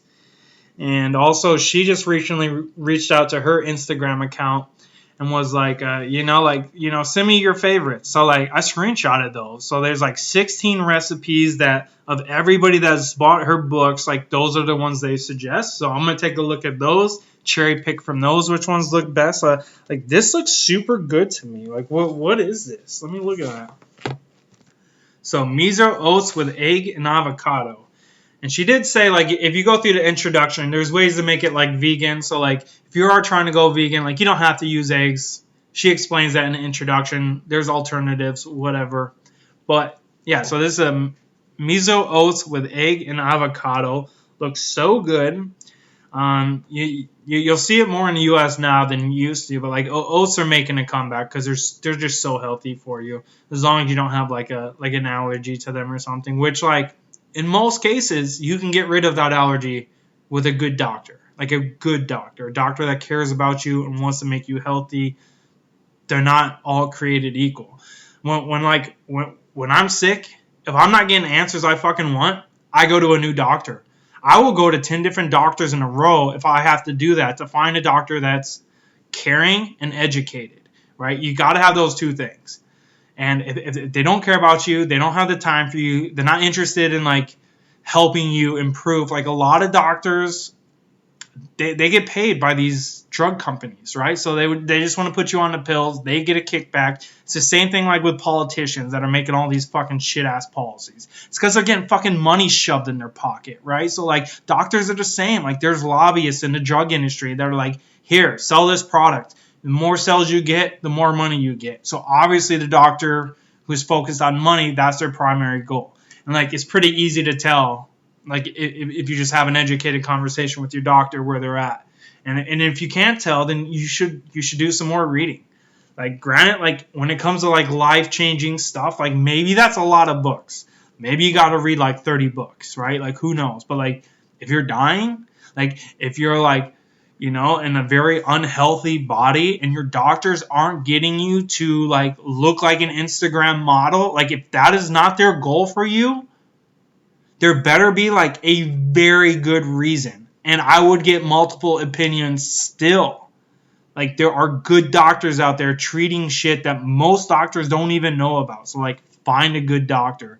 I fire so many doctors. Like I walk into a doctor, have a conversation. If it doesn't go the way I think a doctor visit should go, I never go back. I find a new doctor. And that's how you find a good doctor, by you. Like, if you just went to the first doctor you found, like, unless you found Dr. House on accident, you're not at the right fucking doctor, right? Like, general practice doctors are not going to give you the answers you need. You need a real specialist, right? And like a lot of them have Instagram accounts. A lot of them do consulting. Like if you got major health issues, reach out to a certified doctor, like that is life advice, right? Like this gastrointestinal doctor, I watched her. She had a YouTube video with someone else that did like raw foods. Basically, they got into it because they had severe acne. And all of their shitty fucking doctors were like, here, take this drug and take that drug, which created like liver problems and the acne came back. So even though they just ruined their body, they're not any better, and that's what most doctors do. Like that's normal. That's the status quo. Find the anomalies on the good side, right? Like find a great doctor. Do that for yourself. Do that for your kids. Do that for your family members. Like find better doctors. Like I cannot stress that enough. But you can find doctors on the internet. Like go to like a good doctor on the internet. Just start Googling like gastrointestinal doctors. Like those are some of the best doctors because they work on your gut. And from your gut, it was about 70% of that is your immunity, right? Your immune system, stuff like that. So like if you've been sick your whole fucking life, like a gastrointestinal doctor that's really good in their field and like focused on like whole foods and not fucking pills, like they will fix you. You will be a normal fucking person again. Some of your illnesses will go away. There's doctors like fixing Crohn's disease. I knew this guy had Crohn's disease. Like started like, like coughing on blood and shit. And like, you can fix that. I mean, not everybody. Like some people's allergies are just so bad that like, even if you start small, like it'll never get, like that's just some people, right? But like, that's not everyone. And in fact, that's not most people. Like, that's what all the gastrointestinal doctors that I've been listening to have said. So, like, you got issues, find a better doctor. Like, that's all I can say. I'm not a doctor. This is not doctor advice. Speak with a real doctor. This is my scale to, like, help you get there. Like, find a better fucking doctor. Like, cannot stress that enough. But, yeah, dude, this miso oats with egg and avocado looks so good. But now we're kind of getting into the noodle section. So, Lucky Noodles. I'm pretty excited about that. I love noodles. And if you do it right, noodles can be very healthy for you. But you gotta do things right. How do I move that over. Boom. Let's look at some noodle dishes. It's a grocery store. These are fucking words. Here's some cool pictures. So this is a lady that made this book. She's talking about over here. I watched this video online, actually. She's making hand stretched noodles. A lot of people just use a machine or whatever. But she likes to hand stretch noodles because it's not perfectly smooth and like perfectly serrated. So like there's little edges and stuff. And she says like that helps hold sauces better. So like if you're making a spaghetti or something, or just as an example, and it's got like more rigid edges, it'll hold more sauce. So like you can get like better flavor per bite kind of thing. But yeah, just kind of like super cool. Eventually, I'm gonna start doing some cooking streams. So when I actually start making some of these, I'll definitely bring that up on the stream for you guys. I'm gonna share my journey with you as much as I can. And yeah, dude, pretty cool shit. But yeah, dude, this kind of the journey I'm heading down. I haven't looked at this book yet. Just kind of wanted to like take a look at it, and I figured if I was just looking at pictures, that'd be a good thing to share with you guys. And like, if you're interested, this book is available on Amazon. I don't have a link. I'm not trying to sell it to you. I won't make money if you buy it. But like, dude, tell me this. Like, this looks so good to me, right? Like, oh my god, like I'm gonna eat this many times. I don't even know what it is yet, but like. It's going to be amazing. So, sesame rice noodles with everything oil. We looked at that earlier, roughly, that picture of that just sauce that she made. And then like charred broccoli. So, I mean, it's just like noodles that you'll make yourself, sesame oils, tahini, clove, olive oil, broccoli, the everything oil, scallions, cilantro leaves, sea, and black pepper. Like, that sounds healthy as fuck. Like, personally, like that sounds so good. It's also vegan and gluten free. So like I got a buddy that's gluten free. Like his thing is severe. Like he's probably not getting over that allergy, right? Like it is so extreme. But like some people just have like a small intolerance. Like those are the kind of things you can get rid of. But like his is not a small intolerance. Like that is life threatening for him. Like maybe you can make it slightly better, but it's still going to be awful. Like, I'm super allergic to poison ivy. Like, I'm in it all the time because I'm disc golfing. Like, I have poison ivy right now. I haven't even been on a disc golf course in over a week, and I still fucking got it. Like, that's my life. But, like, it is better than it used to be. It's still fucking bad, though. So, like, I mean, if that's food, maybe you can't fix it. But, like, you should have like a gastrointestinal doctor speak to you about that, or like someone on that level, not just a general practitioner. Nothing against them, but like think of like customer service, right? You call in because you got an issue with your device, right? So like you get the first guy, he does like basic troubleshooting. I just issue with Apple, right? So like I was clicking on an email, and instead of opening the app like for an Instagram link, it wouldn't open my app. It wouldn't just be like, oh, that's an Instagram link, let's open it in Instagram, right? So like I wanted to kind of fix that. So like the first guy just did basic troubleshooting, had me update my iOS, shit like that. Dude did not do anything fucking helpful. And like so I went to tier 2 help, and then I went to tier 3 help. Like if you've got real fucking issues, you need like tier 3, tier 4 help. Like you've got to have a good fucking doctor. And like there are very good ones out there. And just because their title is very high doesn't make them good. You know, you need to find a good doctor with a good title. So like you got to have both, and that's hard to do. And especially like it's just really hard. So like personally, I would focus on one that kind of more focused on nutrition versus pills. Because, I mean, sometimes you got to be on pills to save your life. I'm not saying don't be on pills. Like, if you need pills to save your fucking life, fucking take them. Speak to a good doctor. But like, some doctors, like, you'll be on the pills because you need them to stay alive. But, like, as you start to make improvements to your body, you know, some people are getting off of some of these drugs they've been on for, like, 10, 15 years. Like, that's thousands and thousands of dollars minus, like, the tax on your liver and your kidneys and all that shit. So, like, if you're one of those people taking a shit ton of fucking drugs all the time, like, find a better doctor. You know, try to like find a doctor that wants to get you off of those. Like if that's not their incentive to cure you of these illnesses, they're not the right doctor. So look further. And like I cannot stress that enough. I fire doctors all the time. You gotta look out for yourself. Ooh.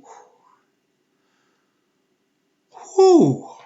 All right, next page. Dude, I'm digging this noodle section.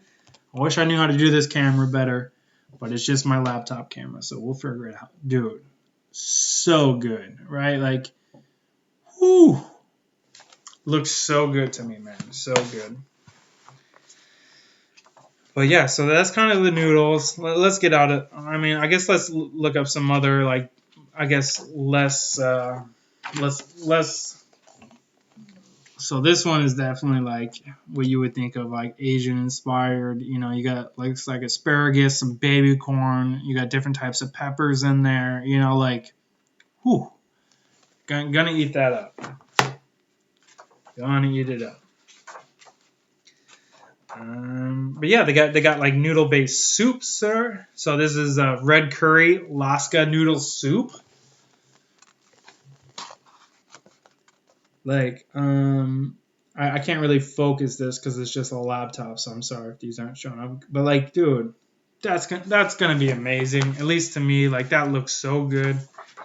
All right, but dude, I'm trying to get out of the noodle section, but like, ooh, like that looks so good. Those are chickpeas, super healthy. That's like the foundation of making hummus usually. You got some noodles in there, some veggies, like super healthy. Trying to get out of the noodle section. All right, whew, we did it. Dumplings. This is like one of my most exciting chapters here. Like I love making noodles. I did that with my grandfather when I was younger, but I've never made dumplings. Dude, I honestly never even made chicken wings till like a month ago. Whew, I'm gonna miss those, but we'll find something that, you know, gives me the same joy, but it's like a healthier version. Yeah, whew, all right, you know, so this is like a, you know, like a big family meal kind of thing. But yeah, dude, let's dumpling wrappers, gluten-free dumpling wrappers. So like wrappers, like I didn't read it, but basically it's like you make the dumpling, but then you fill it with whatever you want, you know. So like the place in town that I get them from, like I get a sausage and pepper jack one, delicious. And they also have like a potato and cheese one, arguably equally delicious. Different vibes though, you know, like. So I mean, I pretty much never get the potato ones, but they are extremely good as well. So like, I'm pretty excited to make my own because whew, we are going to explore. Yeah, so it basically goes through like, so anytime you get to like a new section, basically there's like a little story, but then there's also going to be like a page or two of like information, you know, like they'll educate you on dumplings, like how to make dumplings, like the goal of dumplings, like, you know, like for example, like they're just going to go through that. But then they get into like different types of seasons. So like she's talking about like, you know, if you're making dumplings in the spring, you're making them in the summer, the winter, autumn, you know, like that's cool. I don't think like that. But like maybe that's based on like regional stuff, like the food you can get that time of year, or maybe it's just like complementary to the environment. I'm not sure. We'll figure that out when we get it. Oh my god. Whew. That dude. This is what I'm talking about. All right, check this out. Okay, so these are different. She got the different seasons down here, so you see the different seasons here. And then these are the different types, you know. So like as the seasons change, you make different dumplings that are appropriate, which will probably help with like one, just having a good balanced diet. You know, not eating the same thing for the rest of your life. Like I got a buddy who eats like chicken and broccoli exclusively almost every meal, and I keep telling him, dude, like too much of anything is bad for you. You know, like you've got to balance it. You know, like if you're eating chicken and broccoli all the time, like make like chicken and asparagus, or like chicken and, you know, like carrots, or like, you know, something, you know, switch it up. Like you got to get different nutrients in there. It fixes your gut biome, helps you be a healthier human being. Two, gives you a more balanced diet. It'll make you skinnier, make you healthier. Like all the things you would want for your health. Like mixing the vegetables does that. Like don't eat the same vegetable for the rest of your life. I'm not saying you can't have broccoli every week. You can have broccoli every week, but like don't only eat fucking broccoli, you know, like switch it up.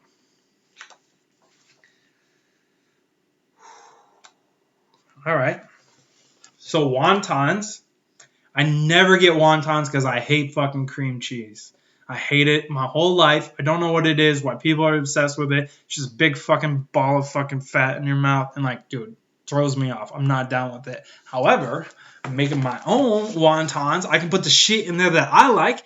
Hell yeah, I'm gonna eat some wontons because I like the idea of a wonton as a food delivery service, right? It's like a fried dumpling almost, you know, like, but like I'm not gonna have it just full of fucking cream cheese because that grosses me out. Like even when I was just a full fucking meat eater, like steak was like every meal if I could have it. Like I still hated cream cheese then, like I fucking hate it. But yeah, whew. I'm excited for that. You know, I'll show you guys some more pictures. Let's get some pictures in here. Boom.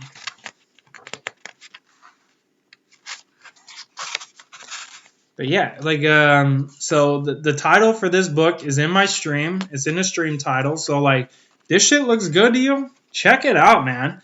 Like you don't have to want to like change your whole fucking lifestyle to want to eat some of these things. I promise you that. Like some of these pictures look so good.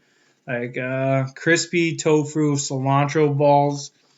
I don't know if I'm going to be doing tofu. I mean, maybe we'll figure it out. But like, it really depends. You know, but that's probably not the direction I'm headed. I feel like a lot of people like, so if you grew up in the 90s, dude, everybody just only ate tofu because there just weren't fucking options. Like you went to a grocery store, the vegetables were super limited, like the vegan options were so limited that like people are just eating these things because like they didn't have options. Like there's so many options now, like you never have to eat tofu ever if you don't want to. If you love tofu, eat the shit out of it. You know, like I don't know how that is for your health. You know, like it's not something I worry about because I don't plan on eating it really, but you know, like if you like it, you know, like fuck it. But like back in the day, like vegans had to eat that. You know, like there's like 5 products in the store they could buy. You know, like well nowadays, like I looked online, like you know, just to see where it was at. I'm like, dude, so many things, and like getting protein. Like I told my mom I was switching to vegetarian and veganism, and she's like, what are you gonna do for protein? I just like did a quick Google search. Like tons of beans, tons of fucking oats, tons of vegetables, tons of fruits, like lentils, like edamame, and then like other things as well. But like those are the ones I'm definitely gonna eat the shit out of, and then like I'll probably like sprinkle some of the other stuff in for variety. But yeah, like this is something like I'm so interested in. So I've hated mushrooms my whole life, but they are so good for you. So I'm gonna like try to like force them into my meals. Like probably originally I'll do like this is what I did. Like I used to not like broccoli. I used to not like tomatoes. I used to not like all these vegetables. They were gross to me, didn't taste well. So what I do, and this is a good strategy for you guys that like just don't like certain foods, like chop them up small as fuck and put them in something that's going to be like a mixture. So like for example, like I fucking hate tomatoes. Getting over that, like almost to the point where like I can start eating tomatoes, but like not quite there yet, but like way closer than I thought I'd ever be. So like I make fajitas all the time, right? So like you take a tomato, you take out the fucking slimy part and the seeds and all that. You can grow more tomatoes if that's what you want to do. Start growing your own food, self-reliant, get away from like depending on other people for your livelihood. Like I cannot stress that enough. If the pandemic didn't wake you people up, like make your own fucking food. And that starts with growing. You know, like if the store is out of shit that you need to buy to make your own food, you're fucked. Right? So make your own fucking food. Start from the bottom up. Like you can still supplement. Like you know, you don't got to grow everything yourself. But like you should grow enough that like if you were desperate, you could live on it. And then after that, like to get like random fruits and veg, like you're not gonna be growing every fucking vegetable under the sun. You're not gonna be planting like a fucking grove of trees of like every type of fucking fruit you want. Like because like realistically, that's very complicated to do without like temperature control, humidity control for each individual fucking tree, lighting control, like all of that stuff. So like it is possible for you to grow everything inside of a building, but like that's expensive. Like when you're talking about fucking like huge trees and shit, so like, be reasonable with what you can grow inside. Like everything you need for a fucking reasonable salad, you can have it just growing constantly in your house. You pull a fucking couple leaves off, chop them up, throw them in a bowl, throw some microgreens. You can throw them in a fucking, you can grow them in a week, and then like supplement it with some other things like garbanzo beans or whatever whatever you need to like complete your meal. But like like fruits and veggies and stuff like that, like strawberries, like you can grow strawberries yourself. Any type of berry really you can grow yourself. So like that's a ton of fruit you can grow for yourself that tastes delicious and super expensive at a store. Super expensive at a store because it rots super fast when you take it off the vine. So they got to ship it across the fucking country, put it in the supermarket. Most of it's going to spoil before you even buy it. They're going to throw that away, and that's why it's so expensive. So if you're just growing it yourself, a couple LED light bulbs, look up like indoor farming, but like a couple LED light bulbs, some piping, could be PVC. Eventually you want to work to an all glass system because plastic is poisonous. It's not good for you. It's getting in everything that you eat from the store. So like if you got to start with PVC because it's cost effective, like fucking do it, but like you want to move away from that when you have money. You want an all glass system.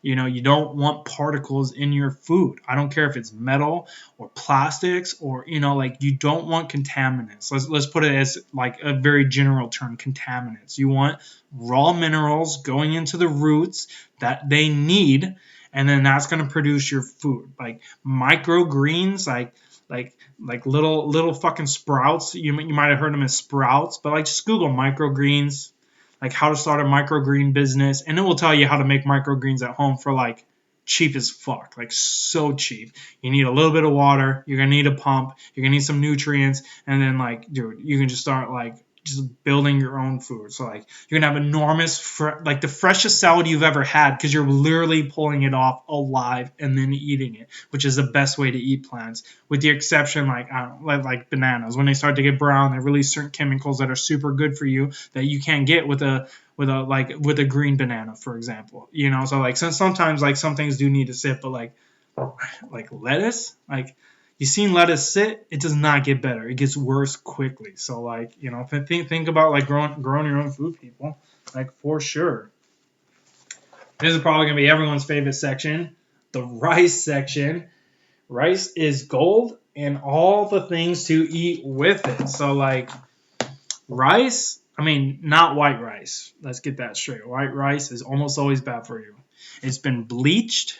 All the chemicals are added to it. It's a process that like, dude, just start eating brown rice, or like other types of rice, but like research your rice. Don't just like buy Minute Maid rice. Like that shit is horrible for you. Like buy good rice. It's still cheap as fuck.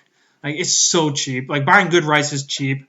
buying cheap rice is cheap. Like, just buy the good rice. Like, you're talking like pennies there. Like, it's not even dollars. It's pennies of a difference. Sometimes they're even cheaper because they don't have their brand name, so they don't have the brand recognition. So they're probably not even sold for as expensive as like a name brand. But like, dude, look up rice. Like, if you're eating a ton of rice, like, eat good rice. Figure that out for yourself. So the biggest thing I've been trying to teach my niece, she's like younger, she's still in school, but like, school teaches you at best how to think, right?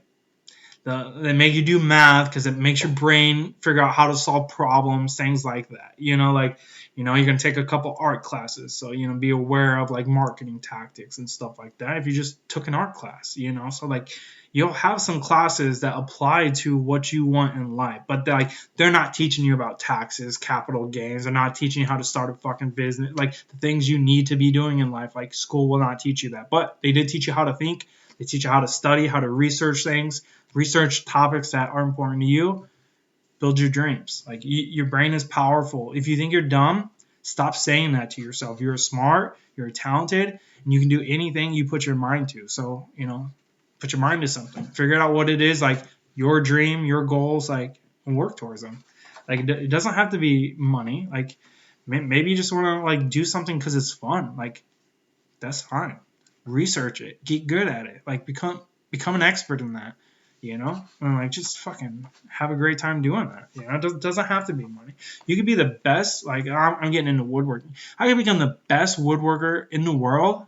Doesn't mean I have to sell my stuff. Like, if I just want to make the best products in the world for myself and my family and my friends, like, I can do that. I don't have to sell it. But like, if you're looking for free money, like, and you're making some sweet shit that people will pay for, like, maybe you sell some stuff, but like, that's each person's individual journey. Like, you don't have to learn things just for money. You can learn things because you want to, like, learn a different language, take some fucking art class, whatever interests you have, like, just start researching them, like, gain some knowledge in there. What I do with my Instagram, I started this story, but I didn't finish it, but like TikTok, for example, in the US, everybody's learning these dumb fucking dances. They're super trendy, so everyone's just over here doing fucking dances. But like, over in China, they're using it for like math and science and, STEM-related things. So like, they're getting smarter. We're getting better at dancing, right? So I started adding like things I was interested in, like cooking, businesses, like what is a trust, LLCs, who's doing real estate, like who's the best in those fields. Follow them on Instagram. You'll be microdosing information. So you may not like learn a lot on like day one, but I've been doing this for a year, and like, I have so much knowledge. Like, granted, I could have just read like, I don't know, 5-10 books or something and probably had the same amount of knowledge, but like, I didn't have to. I did it during my passive time. It was passive learning. It wasn't actively like out there just trying to read a fucking book. Like, it was just like, here's information, and you're gonna have enough pieces to that block that like, you'll learn, like, maybe I want to learn more about that. I'll go read some books on that, So like, play that how you want. But like, dude, Instagram is a business tool. If you're not using it for business purposes, you're not using it right. Figure out how Instagram can work for you to make you better at your goals. I don't even use Excel spreadsheets anymore, but I follow this person on Excel. The whole thing is just like how to manipulate Excel spreadsheets. I sent that out to a couple of my buddies who use them all the time, and they were like so grateful, because I was able to find someone in their industry that directly applied to their job, so they're getting microdosed all these hints that are going to make them more efficient at their job, which gives them more time for other things, right? So like, streamline your life, and this is one easy way to do it. You just start following people, whatever topic you're interested in, who's leading that field. Follow their Instagram, follow their TikTok, follow their Facebook groups. Like, get fed information that will make you better. I've been doing that for the last year. I'm pumped for this next year because I'm going to have money. I got plans. It's going to be great. But like, if I just took this job a year ago, I didn't have that knowledge. I didn't have those instincts. So like, you don't have to quit your job to get that information. Like I did. I was let go and I was like, fuck it. Like, I'm not working right now. My body was a wreck. I was like, I have to take care of myself. So like, that was the goal. But yeah, dude, so here's a simple, like, this is just a side. You know, green beans with black bean sauce, right? Like such a simple thing. Like you probably whip that up in like a couple minutes. Usually stuff like that, I think they call it like blanching or something, but you just get boiling water, super hot water. You put them in there just long enough to heat them up, and then you take them out. They're still like hard, but they're not like hard. You know, it's not like you're eating a raw vegetable, but it's still got some crunch to it. Like if your vegetables are super soggy, you overcooked them and you probably took all the nutrients out of them. So be careful with your veggies. That's how I used to cook. We're gonna like climb the ladder of chefery, or you know, however you explain that fucking guild, the chef guild. I'm gonna become a better chef. But yeah, dude. So these are some rice dishes. So this is a cumin tofu stir fry. Like again, like dude, I'm probably not doing too much tofu. Like I would probably just make this without the tofu and like add some beans or something for the protein. So like, you know, she talks about it in the beginning. Like there's different ways you can alter these meals. She gives you the blueprint. So like you don't like tofu, you don't want to like tofu for whatever reason, like you don't have to. You can alter these meals in ways that are still going to be super tasty, but like will give you some variety to your cooking. Like you should be eating different things. So like here's a good one. Salt and pepper eggplant. I literally bought my first eggplant yesterday. And I'm so pumped.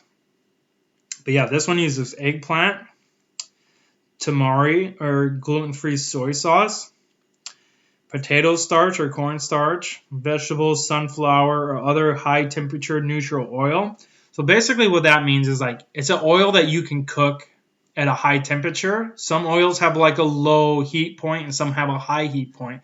So she's wanting something for a high heat point because she wants to fry these things. So like if your oil is burning, either your heat is too hot. Well, I mean, it's definitely your heat's too hot, but like why? Like why? Is it because you have the wrong oil, or do you have the right oil and you just have the heat turned up too much, right? So like think about that when you're cooking. You know, like you don't have to overcook everything. Like that should be your number one step. Is like, how do I make this look like a restaurant? Like at least from like a like you don't have to like worry about the presentation for yourself unless you want to, but like you should worry about like nutrient contents of your food. Like if you're overcooking all of your foods, you're losing nutrients left and right. That's that's not good. You need nutrients to survive. But yeah, this looks super good.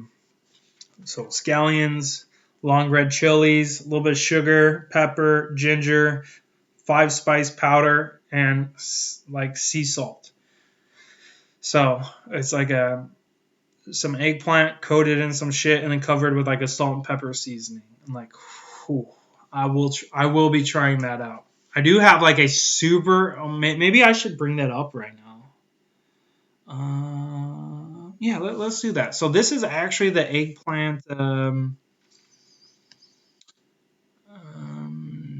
we don't want to do Xbox Companion. Let's do another window capture. Oh yeah, let's just do a display capture. Holy cow. All right, let's get rid of that. That was kind of tricky. And then let's bring this up. All right, let me check my Twitch just to see what it looks like from your guys' perspective. Let me check my Twitch just to see what it looks like from your guys' perspective. Let me check my Twitch just to see what it looks like from your guys' perspective. Let me check my Twitch just to see what it looks like. That does not look very good. Where is the rest of my picture? That does not look very good. Where's the rest of my picture? All right, let's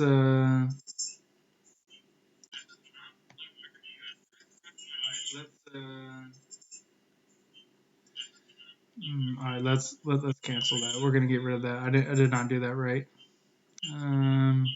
Let's display capture. Yeah, we'll just get rid of that. That's gone. All right, I gotta turn my volume down. Sorry, I was just trying to look at the image. All right, yeah. So, all right, that was a mess. All right, let's try it again now. Browser. Okay.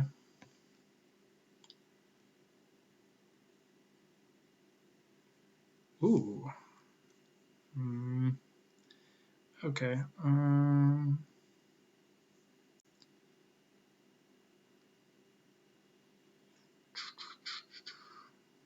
Capture.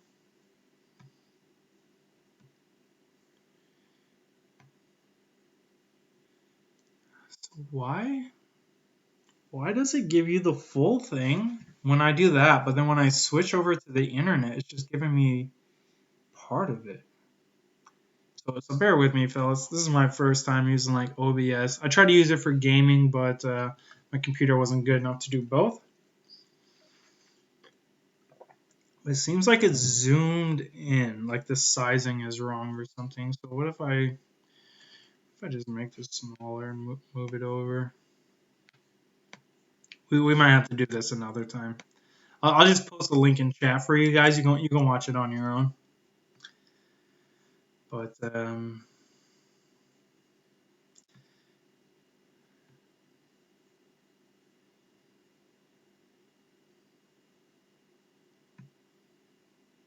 okay, there we go. I think that should fix it.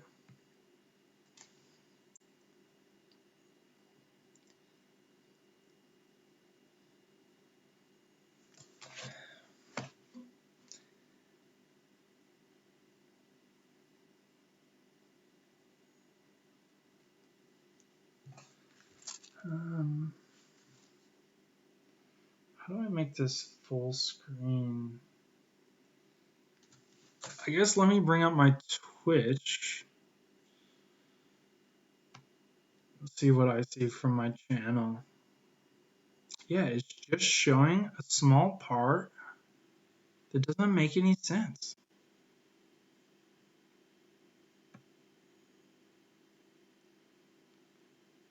Yeah, it's super zoomed in. It's got to be something with the pixels. All right, yeah, we're gonna get out. We're gonna get out of this. I don't know how to fix that on the fly. I'll have to do that offline somehow unless someone in chat knows how to do that. But yeah, we're gonna move on from that because that's not working. It's super zoomed in, which I don't understand because it's literally based off my screen size and it's just doing like a fraction of it. So um, oh my. Okay, I see what's happening now. I can fix this. How do I make this bigger?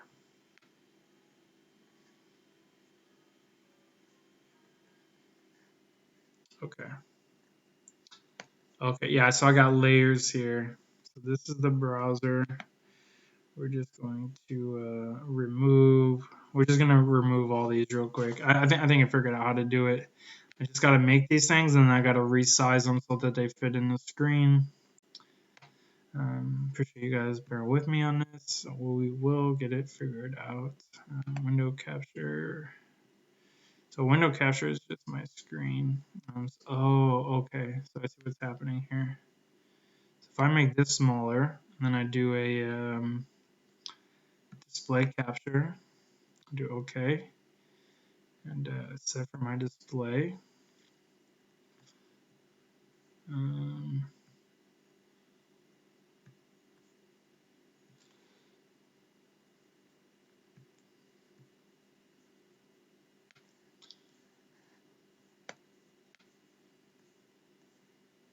Oh, bear with me, guys. So usually, if you're a real streamer, you got this stuff set up, but like I'm not. I'm just kind of trying to share my journey with you guys. So some of that will go away. See the camera. Let's bring that to the front.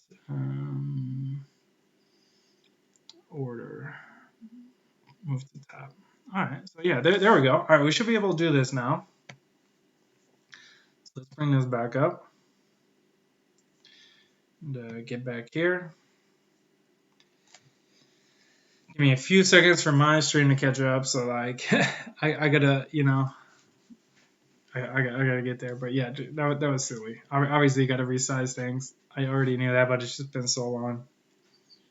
That like it was zoomed in, like because it was expanded just so far out. But yeah, okay, perfect. So yeah, dude, I am going to make this is my first eggplant recipe. I just Googled like Michelin star chefs. I don't know if she's a Michelin star chef or not, but this recipe looked amazing. It's an eggplant recipe. It's vegan, which is kind of like the path I'm trying to go. I'm not sure like how soon I'll become a vegan, but like it's baby steps. You just moving in the right direction. So yeah, that's kind of just. I don't really know the rules. How much of this Is video am I the allowed egg to film? hunt on this channel. So pay attention closely. We're going to make a vegetarian. Yeah, let me Attention find closely to what I'm saying and showing. And let me find some pictures of what she's trying to make. So it's just an eggplant recipe. We don't have to watch this whole thing. Oh man, that was a good picture. Security incidents are on the rise. Splunk's now we got a 2022 commercial. Global State I of Security apologize. Survey found that 65% of organizations are facing. I hate commercials.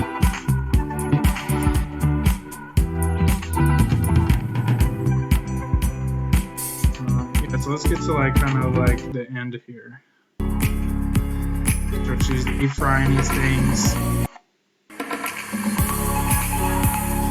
So that's like eggplant. She made a butter. It's on the inside. It's coated in some stuff and like, ooh. I would imagine it's like eating a mashed potato, but like slightly different flavor. But like when I see eggplant recipes, like let's take a look at this. Like when I see an eggplant recipe, it looks like if you slice a fucking tomato into like circles, and then you just fucking throw it in the oven. Like that is so unappealing. Always looks awful. Like I'm not doing that. Like I'm gonna make just good looking food. It's gonna taste good, and then I'll figure out which recipes I really like. But like for example, let me just Google like what was it? Eggplant recipe. So this is what everybody does. Let's look up some images. Everybody does this thing, like it's just, I mean, these are good versions, but like I just see people doing like just stick it up in an oven like this right here, like eggplant with parmesan. Well, this one's feta, but like eggplant with parmesan I see everywhere. Like this one over here does not look good. It looks overcooked. They threw it in the oven for too long. Gross. Like I'm not doing that. Like we are not doing that. So this is what I've been doing. Like so Michelin star recipes. These are the best cooks in the world, judged by the best food critics in the world. For you to get one of these stars, you got to be pushing boundaries. So I'm not going to be pushing boundaries. I'm going to be trying to catch up to boundaries, right? So like, dude, like these things look incredible. I'll click on this one for you meat eaters here. But like, dude, if you want to like learn how to make this recipe, like you could do that. Like there's nothing stopping you. It looks like some kind of beef. Looks like maybe some mushrooms and maybe some like scallions or onions with a little bit of like microgreens. Like, dude, anybody can do that with a little bit of sauce. They probably make the sauces themselves, so those are the only complicated when you're trying to make them from scratch, right? If you just take someone else's recipe and they show you step by step how to do it, you can recreate this in a few tries. Like maybe you don't get it your first try, but like if I'm switching to a vegetarian or a vegan diet, I want it to look and taste good. I want people to come over and not even think that they're eating vegetarian food or vegan food. I want them to just think they're eating something delicious. Like look at this thing. This is just cod fish. I'm getting away from fish as well, but like I love fish. Like it's not a taste thing, guys. Like it's a health thing. But like, dude, this looks so good. Like so good, and you can make this stuff. Like there's nothing stopping you from being this good at cooking for yourself at home. Like it takes a little bit more time, sure, but like what are you doing with your home time, right? Like I mean, if you're just playing with your kids all day or something, like that's different. Maybe you don't have time for it, but like, dude, if you're just sitting around watching Netflix or something, like, dude, start leveling up. Like these are the top chefs in the world just giving you their recipes. They spent their whole life gaining knowledge to make a dish like this. And sure, this isn't gonna be their best fucking dish probably, but maybe it is. But like it's at least on that scale that guy thinks, with all the knowledge he's accrued, like he probably went to chef school. Like I would like to do that one day. That's like a retirement goal. Like once I have enough money, I don't have to worry about a regular job. I want to become like a top tier chef. Like that's goals I have. But like that's for me. That's not like for me to start a restaurant. Like maybe I start a restaurant just for the shits and gigs of it. But like I like helping people and sharing things with people. So like I could see that like a natural like step. But like I want to become a Michelin rated chef. Like for my home cooking for myself. Like it is not for other people. Like I will share it with people in my life. Maybe I start a restaurant one day, but like if you cook enough of these, they're gonna force feed you knowledge. Every time you listen to a Michelin star chef talking about cooking, he's going to tell you things you don't know. And some recipes are going to give you more knowledge than others, but like, dude, this looks good. It just looks like a hummus dip or something.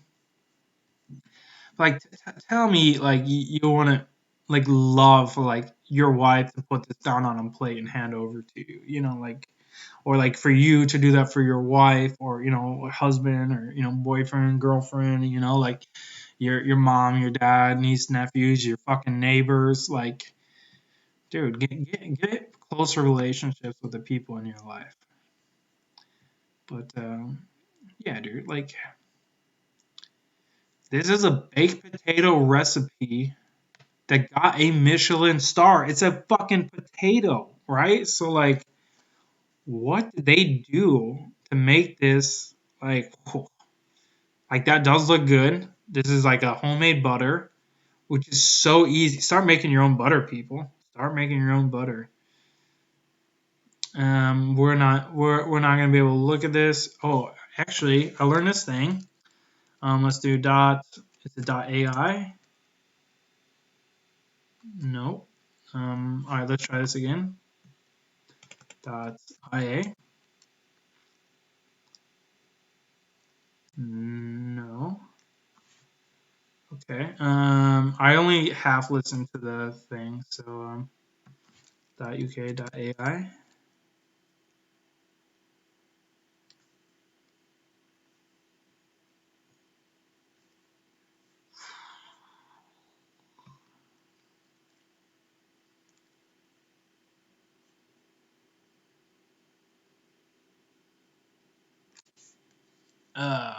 Okay. All right, we're getting out of this.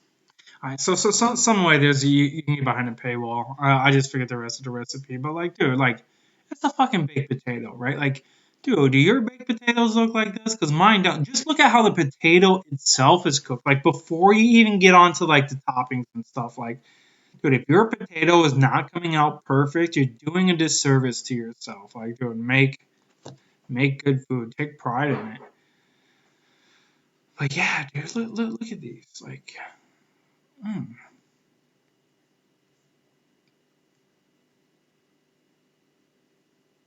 it's like a little crab, but like obviously that's like made on a pan. It's probably like breading, like a batter or something that they fried into a crab shake for crab cakes or something. Like that's the kind of stuff that like makes these chefs stands out. But like if they're giving you the secrets, like take them. Like, dude, my buddy cooks so good, and like his stuff looks kind of like this, Like, I'm very impressed with the way he cooks, but I will become a better cook, and this is how I'm gonna do it. I'm gonna buy some cookbooks from very good chefs, and then I'm gonna start, like learning other people's recipes and like I don't have the money to go back to school right now. So like, dude, I can't just go become a chef. I wish I would have done that originally.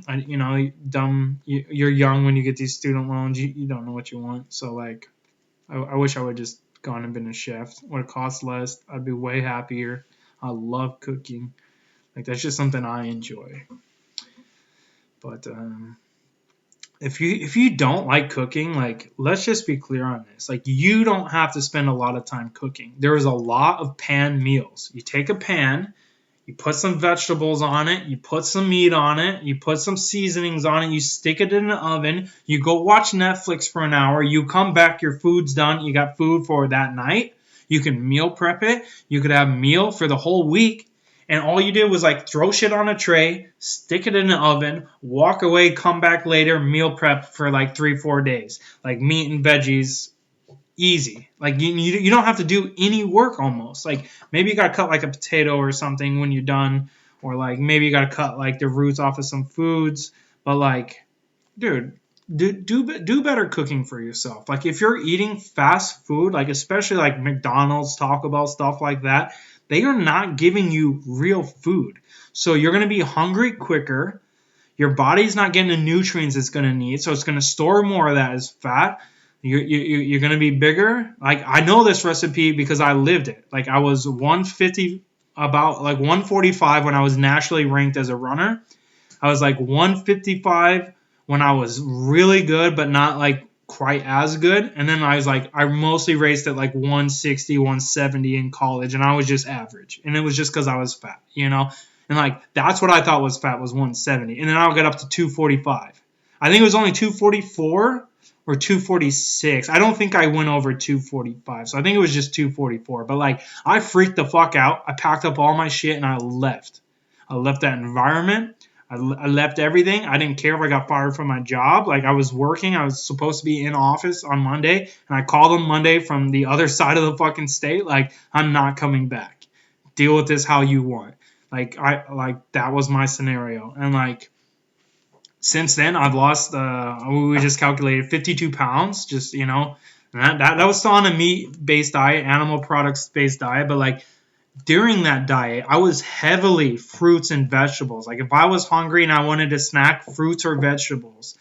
But like for dinner and stuff, I'd often have meat or some cheese on my food and stuff like that. Like if that's where you got to start, like to be healthy, do that. Like if you're not giving up meat, like add more veggies and more fruits to your snacks. Like the first thing I did when I started like wanting to be healthier, right? I had no plan. I was just like, step one, when you're eating, I used to have big plates of food, like fucking mounds, right?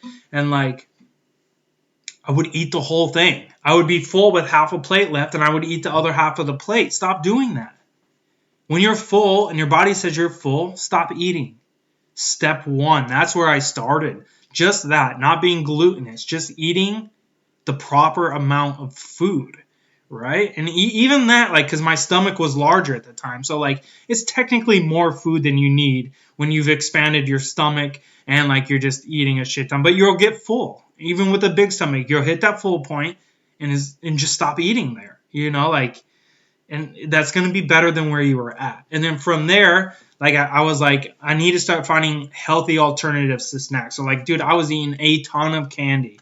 I'd go like buy $30 worth of candy from a grocery store and like eat it all in one night kind of thing. Like it's horrible for your health. Horrible. So like I started like just adding like more fruits around the house. I love pineapples. Like I eat the shit out of pineapple. It's so good for you. I didn't know that then. All I know is that's better than fucking Skittles. So, like, smart decisions. Like, I drink so much pop, soda, whatever you want to call it. I mean, in the argument here, it's soda pop, right? So, like, you're either half right or you're half wrong. It doesn't matter. It's a full word. It's soda pop. I'll fucking die on this hill, right? I never call anything soda pop. Sometimes it's soda, sometimes it's pop. It just depends on how I'm feeling. But, like, it's soda pop, right? And, like, some people just pick one word or the other. I don't care. But I don't drink pop anymore. Like maybe once in a while if I'm out at a restaurant and like I just fucking feel like a pop, like fuck it, whatever. Like I'll splurge. I'll have a pop here or there. But like when I'm at home, I drink water. Like I got water here. Like let me put it in front of the camera so you can see it. This is like a 32-ounce bottle, insulated. It's got some ice in there. It's got water in there. I fill this up a few times a day. Make sure you're sweating out your water if you're consuming lots of water. You got to exercise, people. It doesn't got to be a lot. You don't got to go run a marathon, but like you need your heart rate to be elevated for 30 minutes at a time, at least 4 times a week. That's your minimum standard. Get there. Hold yourself to that. But drink a ton of water. But like, dude, like you can only drink so much water. Sometimes you want something with flavor. So I got these like mayo squirt things. You squirt it in the water. I got some like I forget who it is, like Crystal Light, Crystal Light you squirt in there. And I'm not saying these are good health products by any means. Like I don't assume that these are healthy, but I do assume that they're healthier than drinking Coca-Cola or Pepsi or something like that. So like there is that simple change save me maybe 1,000 calories a day of just garbage calories, just sugar and like syrups. And this is the US, so who the fuck knows what's really in those drinks, so like just simple changes, simple changes. And eventually I started doing like more smoothies. I do like a smoothie in the morning, and then like a big dinner I'd have like like a steak and eggs, or like steak and potatoes with some veggies, or I do like a fajitas. Like I love fajitas. So like vegetables, beans, meat. So simple. You can cook it so fast with so little effort, and it comes out good always. And that's so good for you compared to like a Big Mac or a Whopper or like, things of that nature. So like simple changes, folks. Like you don't have to do that. You don't have to decide today like I'm doing all of these changes right now and like this is my new life. Like, do I think you should? Yeah. Do I think that's reasonable for most people? No. You got to plant the idea that you want to be healthier and then work your way into it. Like you have the rest of your life to figure it out. Unless you got some doctors telling you some crazy shit, maybe you have to make those changes today. My buddy's dad had some crazy shit happen to him, and they told him like, you got 3 months if you don't basically become a vegetarian, or like even more than a vegetarian, like almost vegan.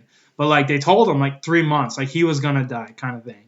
And he got in such good shape just walking on a treadmill, eating like salads and like whatever else, but like not the typical American diet, but like a healthy diet. He'd still eat some products that were off his list here or there, but like, dude, this was like when I was in my like fattest stage. When he did this, he went from being like an old man to a DILF, like a MILF, but the dude version. Like he was a certified DILF by all the chicks that were coming over. Like, dude, Matt, your dad looks so good right now. That's what all the chicks were saying, and like he was shredded. Like he wasn't like, bulking up like he's trying to win Mr. Olympia, but he was just like healthy, and doctors tell him like those changes saved his life. And like he's gonna have many, like he's already clocked years past his death date that he was assigned, so like anybody can do that. Like just changes. Like if you got a doctor telling you got to do it now, then do it now. But like if not, dude, you need to build up to it. That's how I did it. That's how you can do it. If you need motivation, like hire an online, dietitian or something, make sure they're certified, make sure they're educated. If they're saying stuff that doesn't quite add up, like make sure you're researching as well, like anything they tell you, like research it. Like, does this check out? But look at this, like, dude, like what if I was cooking stuff like this, guys? Like, what if you were cooking stuff like this? Look at this one, like this stuff looks so good to me. Like maybe this isn't your guys' style, but like, whew. Like, dude, I would devour that plate right now. I would eat the plate itself. It'd be like Kirby's Adventure, and then I would just be like, plant-powered Kirby. But yeah, this is kind of where I'm headed, guys. This is the plan. So, I mean, I hope you guys enjoyed this content. I'm definitely going to be doing more of this going forward. Maybe not like exactly what we did tonight, but I mean, let's just watch this video. If I get a strike, I'll just start a new channel. I don't care. But I'll have to read the rules after this because I don't know. But I see like all the top Apex streamers are always watching YouTube channels. It's going to be a fine dining Always. dish, Dude, I've watched so many like Top Chef and Bar Rescue and like all of these commonly known things. as cutlet On key. like Twitch from other people. So if they can do that, like I'm assuming I can do this. But like, dude, I'll have to read the rules as I get more serious about this. Which, if you think about it, is quite a French technique. Yeah, let's just kind of listen to this, you know, type some things in the chat if you're curious, if you got any questions, if you want to talk about something that's on your mind, you know, whatever, you know, channel's open right now for open discussion, whatever you guys want. But this is the first eggplant recipe I'm going to make. So that's basically the essence of this dish, but there is more to it, of course, so you will see what I mean if you watch until the end. So first things first, we're going to make our stuffing. Water, guys. I drink so much, I'm not lying. I fill this up at least 3 times a day, and if I'm exercising, which I haven't been this week because I've been so sick, I'll fill it up even more. When I go disc golfing, I drink at least 2 of these every round. And dude, that is just getting all the crap out of your system. It's just flushing it out, and when you put nutrients back in when you're done, you're going to be a healthier version of yourself than you were the day before. So, you know, do what you got to do. So she's just roasting these spices, and then she's mixing it with this, and she's gonna make a butter. This Greek yogurt, the spices she just roasted in the oven to a perfect temperature. I already watched it, so I mean I'm not going back. But yeah, like, it's so cool. This is really cool stuff.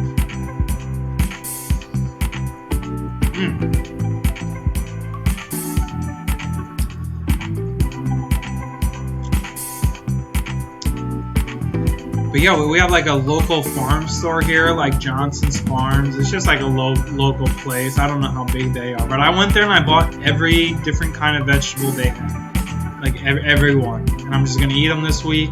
Tons of different vegetables, and like that involved like having to learn new things. I bought an eggplant. I've never bought an eggplant my whole life. I've never eaten eggplant. I don't even know what it tastes like. But we're gonna make this dish, and I guarantee it's gonna be delicious. I'm gonna try and make this on stream. But I gotta get some more products. I've been sick, so I'm not trying to go out. Now that the core of our dish is getting frozen, what are we gonna do now? Maybe I'll start doing like cooking streams on like Saturday or Friday nights or something. And for that, we're going to use maybe I can get like a plan together, like so you guys could get the ingredients at home, and we can like cook it together or something. I don't know where I'm headed with it. Together with a little bit dude, your egg. Alright, dude, I'll go get the eggplant shaky. I'll be right back. Hold on. Bind all the pieces together. But yeah, dude, check out this eggplant recipe. I'm fucking pumped. Eggplant from the real eggplant. In the likely event that you don't have an egg mold shape, which even me personally still don't have, despite all the egg creations that I've created on this channel, I'm going to show you a little trick or culinary technique, which is quite often actually used in the patisserie. We're going to make... Alright, this just became an X-rated stream, fellas. We can actually make using big old eggplant emojis in the chat for your boy! I'm going to use these 2 measuring cups. But I was reading, if you notice, I don't have the leaves on. I put them in my smoothie and I ate them earlier today. But they said don't store your eggplants with your leaves, because the leaves are going to like start sucking out all the moisture from your eggplant. The shape that I want using this brush.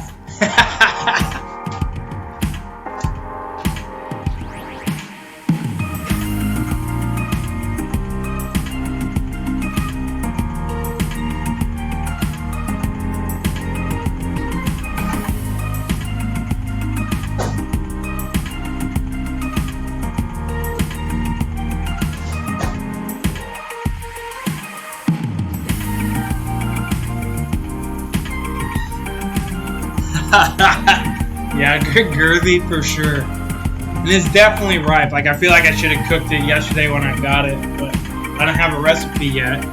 But yeah, dude, so she's chopping up the eggplant right now. I'm so excited to make this. Yeah, shaky, dude. Look at my new cookbook.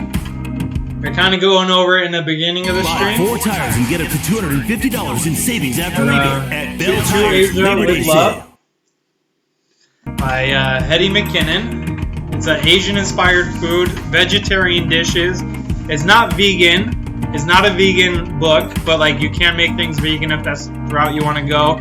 But some things that have like different products in it that like you can change however you want.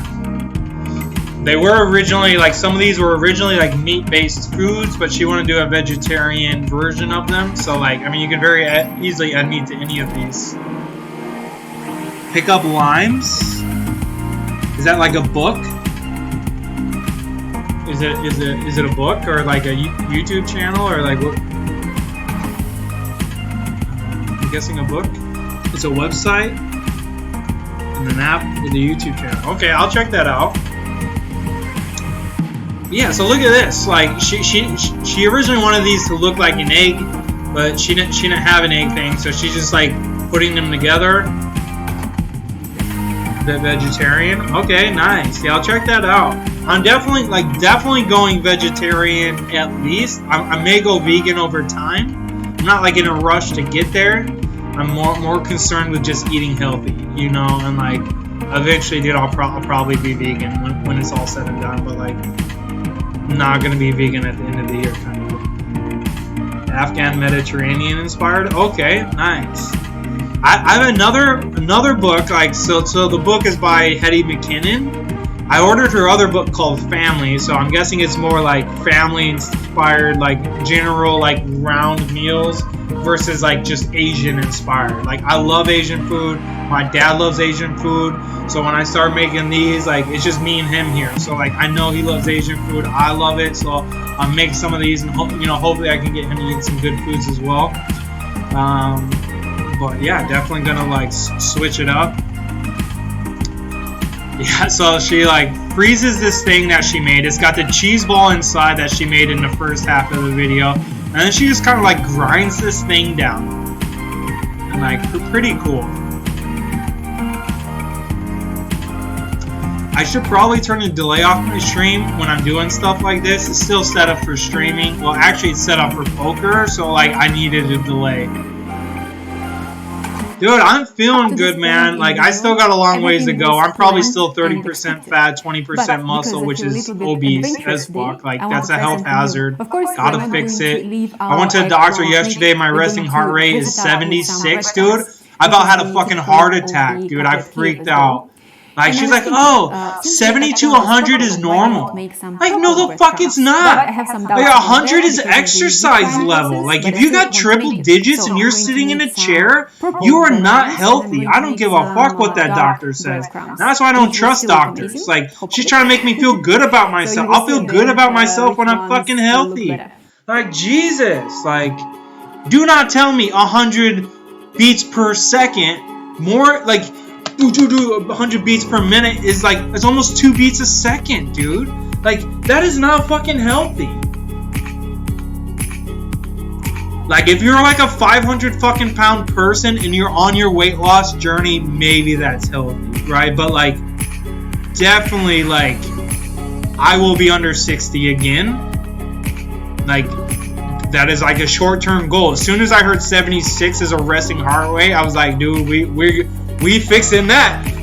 We fixing that real good. But yeah, dude, I'm sick as fuck right now. So like, I'm a mess right now, dude. I gotta go do my drug test for my job tomorrow. Dude, these people have been a pain, dude. They made me go get a rapid test, which involves me going into a building around tons of fucking people with families when I thought I could have had COVID, versus waiting an extra day or two for this drug test, for me to just go to a clinic where I drive up, it's outside, one person wearing protective gear, they do the swab, and I leave. I'm never around anybody except for one person. And they did not accept that. They were like, no, this has to be done in the time limit. Like, bitch, you gave me a week and a half to pass this. If you fail a drug test after a week and a half, you're not trying to pass it. That's your own fault. The Smurf bread? Yeah, so she was saying because the eggplant was purple, that she wanted to like make like a purple breadcrumb. Like, just as like she'd never done it before, she didn't know how it was going to turn out. She talked about that earlier. I was kind of talking over the video, but like, she's like, yeah, the eggplant's purple, so like, you know, let's make like a purple breading, you know. So like, I mean, who knows? I mean, it probably just tastes like bread but looks different, you know, like green eggs and ham kind of thing. It's just eggs and ham, you know, but like it looks different. But Yeah, this is gonna be my first meal. My first eggplant meal, I guess. I saw it, and like what I like about this meal is the creativity. Like, I've never done a lot of the things required for this video. Shaky, you kind of missed the beginning part of the stream. I don't think you were here, but dude, I'm legitimately like, I like to watch the plating. Yeah, dude, I'm like very focused on becoming like a top-rated chef. Like, obviously in time, I got to do it through home study, so like it's not something that's gonna happen overnight. But like, dude, I'm just googling Michigan star chefs and like vegan recipes or Michelin star vegetarian dish or whatever, and just like I'm gonna just start cooking those meals and like Okay, just guys, thank you for watching this learn their experimental skills eggplant that video. way. I hope And by like, now sure, you that found doesn't it. come with all the background knowledge, but If you dude, did you like this video, eventually don't make forget to enough like of it those, and subscribe you'll to start the to channel fill if in the you gaps haven't on what already, to and I'll see study, you and then in you the can next do video. like that kind of stuff at home. But yeah, so this is like my first eggplant meal plan. That's the goal. That's what I'm gonna make. Never froze my fucking food and like cut it into weird shapes. Yeah, dude, Shaky, I was talking about you earlier in the chat, dude. Your shit looks good, and my goal is to be better than you are at cooking last time you cooked for me. Like, that's my first benchmark, is like, can I be as good as Shaky was when I went over there a little bit? Watch Pro Home Cooks.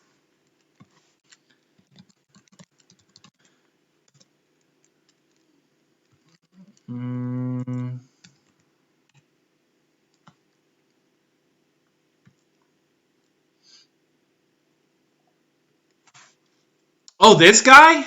I love this guy. I think you maybe already turned me into this guy, but dude, this guy's awesome. And like, have you seen his fucking kitchen? Oliver? My mom always wanted to take me to England. There's a wedding coming up. You should come.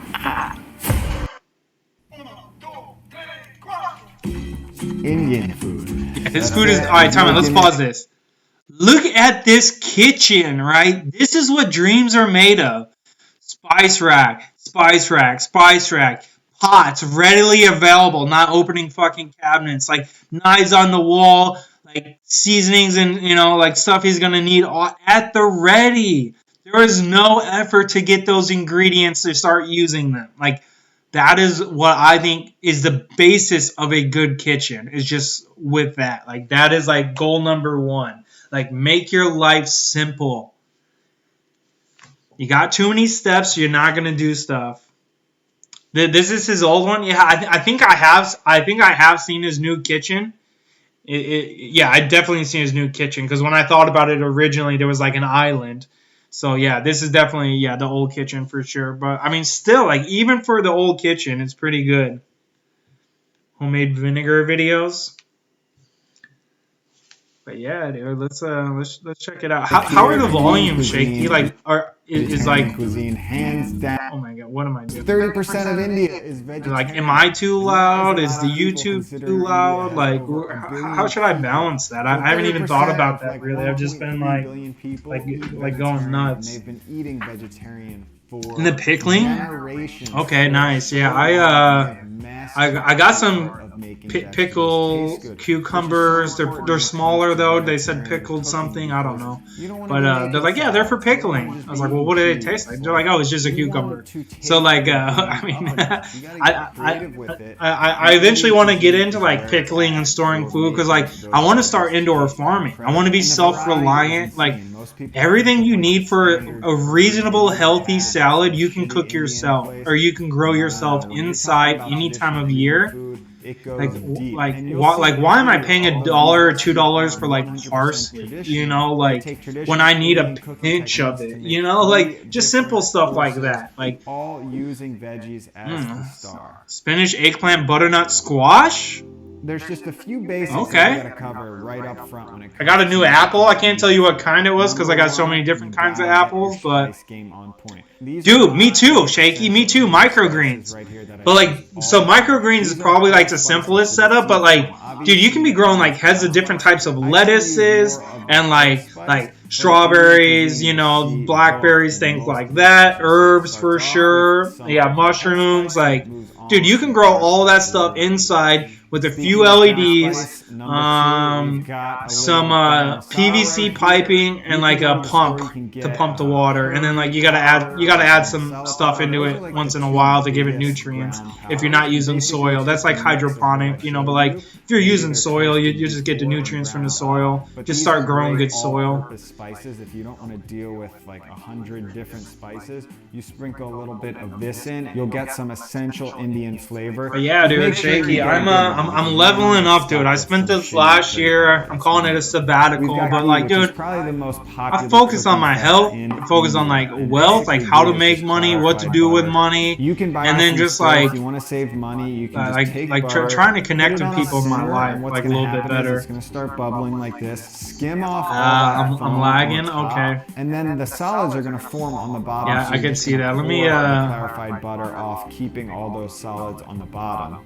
And the amazing part about ghee is those milk fat solids that we just got rid of, that's the stuff that burns at high temperatures. So now we can use this delicious butter flavor, but we can get it up to about 400 degrees in the pan, and we don't have to worry about it smoking right when it goes in the pan, getting some nasty burnt butter flavor. That's out of the picture. So get yourself some ghee. The last essential for these recipes, at least, is ginger garlic paste. You'll see this in so many different Indian recipes. It's basically just a paste made out of ginger and garlic. So they puree it down, and it works great because you don't have to sit there chopping up ginger and garlic. You just add that paste to your dishes, and boom, shanakin, you got yourself flavor. The first dish we're going to start out with might be the most traditional because I learned it from my Indian friend who learned it from his parents who probably learned it from their parents. So it goes way back, and it's a spinach dish. And you'll see in India a lot of spinach dishes, but they treat spinach a lot differently. Future homesteading and self-sustainability. Yeah. Usually we wilt it down for like a minute. You can use grow mats for micros. Yeah, definitely you can, for sure. That's probably the ideal method for micros, unless you're just using fresh soil. So if you ever see a sag I've seen people using like plastic trays and then dumping soil in it and then planting it that way, or you know, if you're just getting pre-grown mats, I've seen a lot of that. We're gonna start there's a lot of ways to do it that are super simple, cost effective. Add in our whole spice. Curtis Stone, tempering the spices. Urban Farmer. Okay, we'll take a look at that. Yeah, when I was in Florida over the winter, I was in Florida just, you know, helping my mom get her life on track. You know, I bought her like a ton of different cooking products, like tons of seasonings. Like I got her like I got her a rice cooker. I got her a blender. I just like I got her better fucking knife. You know, just things that like I got her like so many storage containers. There's nothing worse than like being an at-home cook and not having storage for the food you made. It makes you not want to cook food because you don't have anywhere to put it. So like just simple steps to like just give her like a better quality of life. And like since I've left, she's been eating better. Like still has room for improvement, but like, you know, it cost me a little bit of money, but like she'll live a little. You know, like how much would you spend for that? You know, like I spend everything. Spinach, but again, it's all gonna stew down over about an hour of time. Just pack in your spinach. This is fresh from the farmer's market, but if you've got bagged spinach, just get like 2 big. I'll be right back. You'll be surprised. You need a lot for this dish. You can even get some of that frozen stuff too. A lot of recipes are actually made with that. That's all right in this case. I'm going to add a little bit of water to steam everything up to get it all nice and wilted down. And then you're just going to start cooking that down and really breaking all of that spinach down, melding all of those flavors.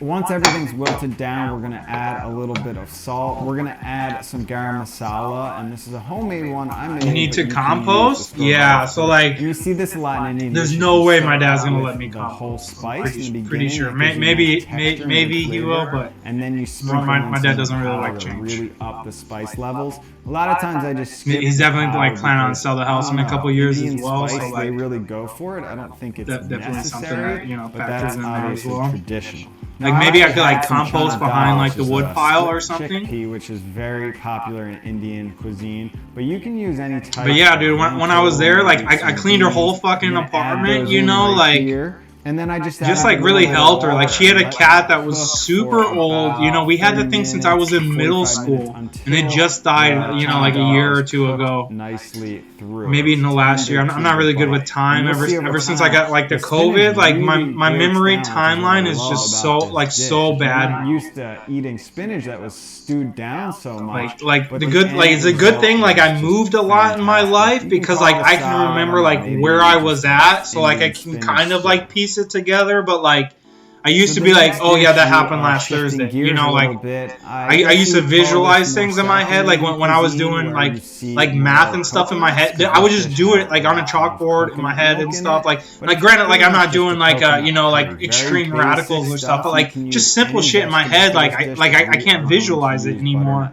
So like that kind of sucks. But like I don't know, maybe I can rebuild those skills. Like that was something like I developed that skill when I was young, and like I've never thought about having to like redo it. You know, I like learned how to like memorize books like before I read them. That's just kind of how my brain works, and like just started visualizing things more than like analyzing things.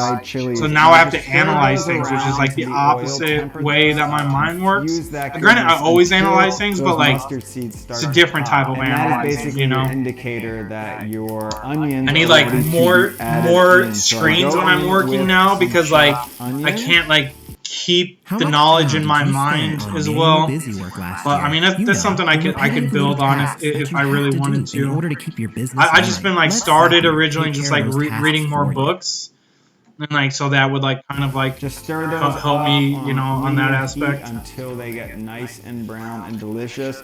Again, in with the ginger garlic paste, a scoop or two of that. Cook that all together for about a minute, and then we are going to add in some chopped butternut squash. You can use any type of squash you have. And then in with the butternut squash. Give that a stir around, and then I poured. I got a squash that's way bigger than my eggplant. All cooked together. Bring it to a boil. Just let it infuse all of those delicious flavors.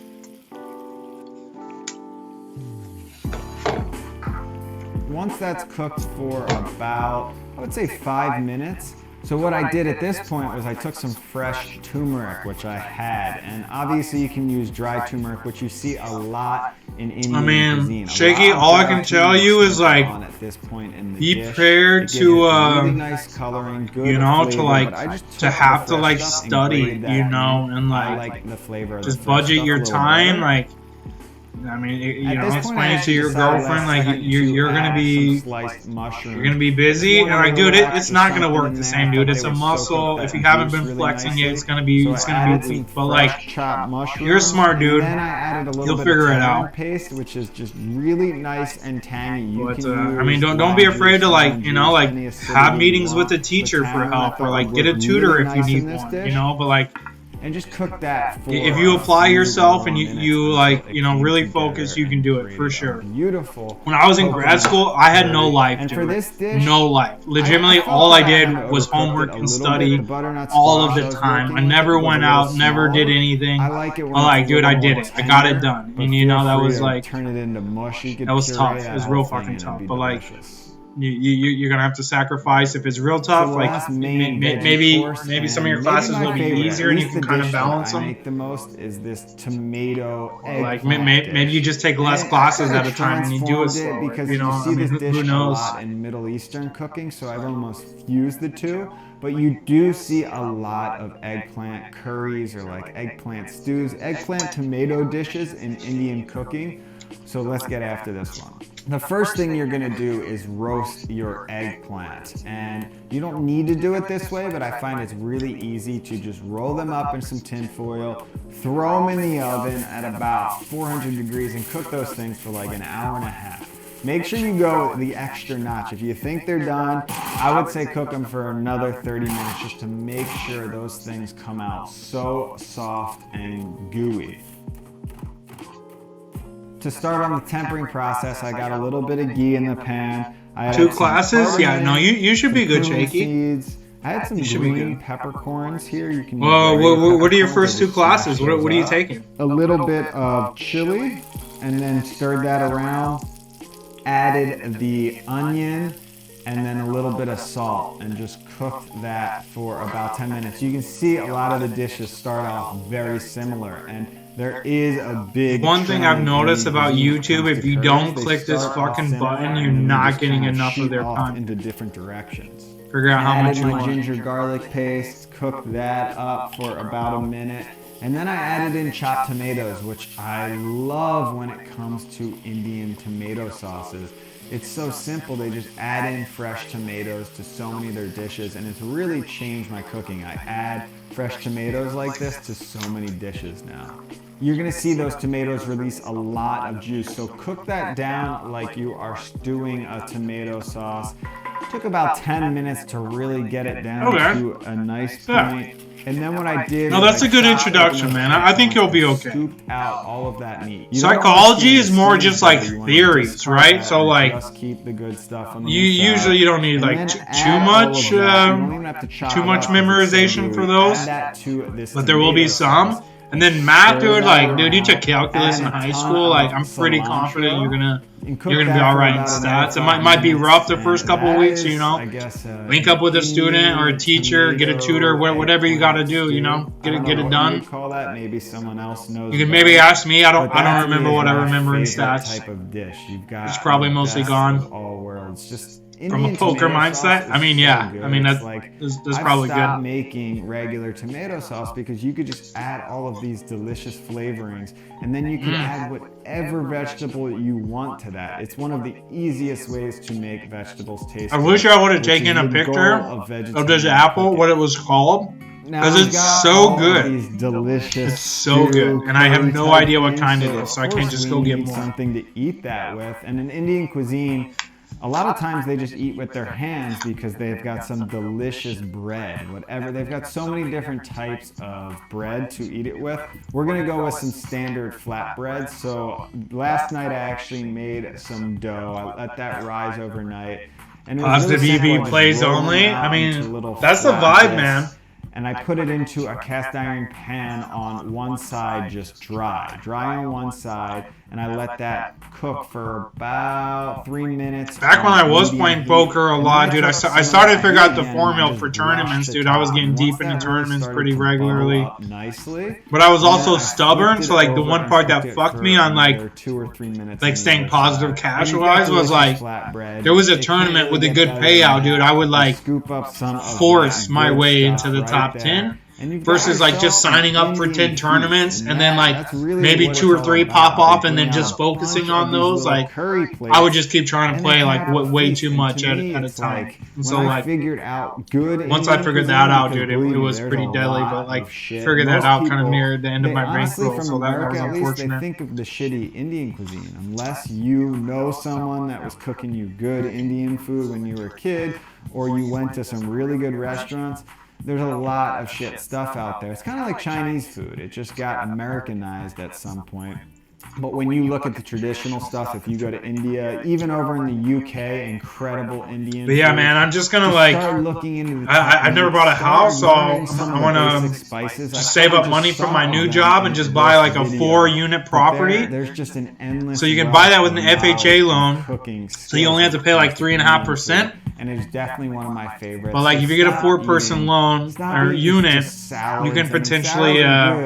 But you got to take your game to the next level. You know, start learning how to really make some good bank a lot sooner. But I mean, you got to have a little bit bigger bankroll to like for renovations and stuff. You know, so like, you know, people are gonna need new washers and dryers and shit. So that's it. Make sure you gotta have the budget for those kind of fixes before I can buy one. But I got a plan. A lot of these types of dishes. Yeah, dude, that's good with the micro tourneys for sure. In my regular life.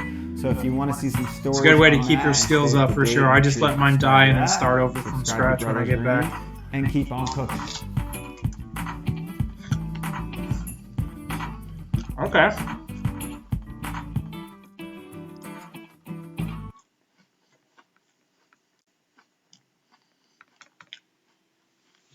What was the other thing you said I should look at?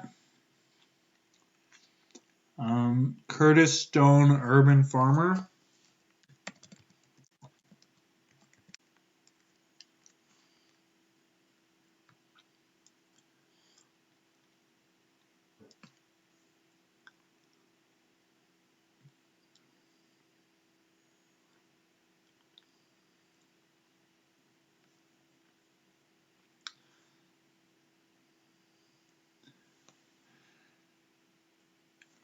Let's look up microgreens.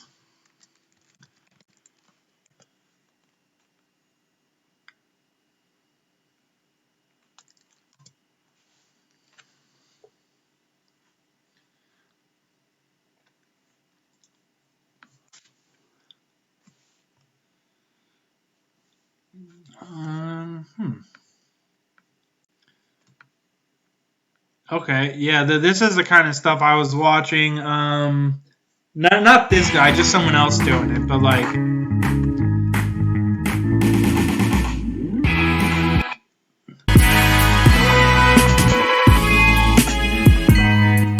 All right, I'm digging these vibes.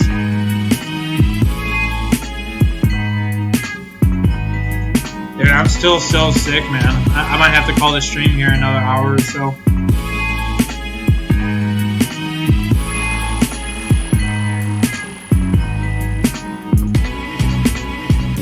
I literally forced myself to stay awake so I could get this book. This is me at Steadfast So Farm, pumped. looking I at just Eric didn't want it Schultz's sitting outside. It was supposed to rain today. Microgreen So setup. like, You can make over $1,000. So like, $1,000 a I week forced myself with to this stay setup. awake, and then like, I was so Infrastructure, interested. I was like, very this simple would be a good content for stream. and pretty affordable. Before we go into this video, I just want to let you guys know that we are doing another workshop at Steadfast Farm. This is going to be February 3rd, 2020.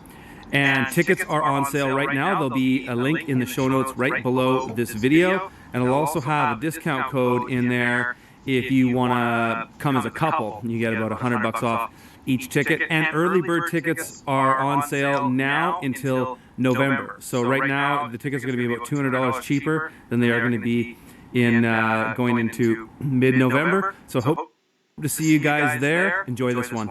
Hey guys, I'm here at Steadfast Farm, and I'm in their little microgreen room, and I thought I'd just make Small a urban farming. relatively Dude, I do quick too, video man. And it's good and just because give you a like, little tour of this you know, like, setup. For those of you who want to get into microgreens, a number of people we have should be asked thinking me this to way, do you know, like something on it. So this is that video. the number one thing the And let me just pandemic give you a told me little tour is of that the like setup, explain each thing if in you're here, not and it's so self-sufficient, small you're fucked. that it's a really And like, good one to talk about. it's very easy to And, have food I on pretty it. much cover You know, like if the everything utilities shut down and you don't have relatively water quickly. or something, like that's a different So, story. You know, like we drive are out in to a Lake room Michigan, pick that up some of that is, fucking steel I mill would water. say it's about 12 But, by 12.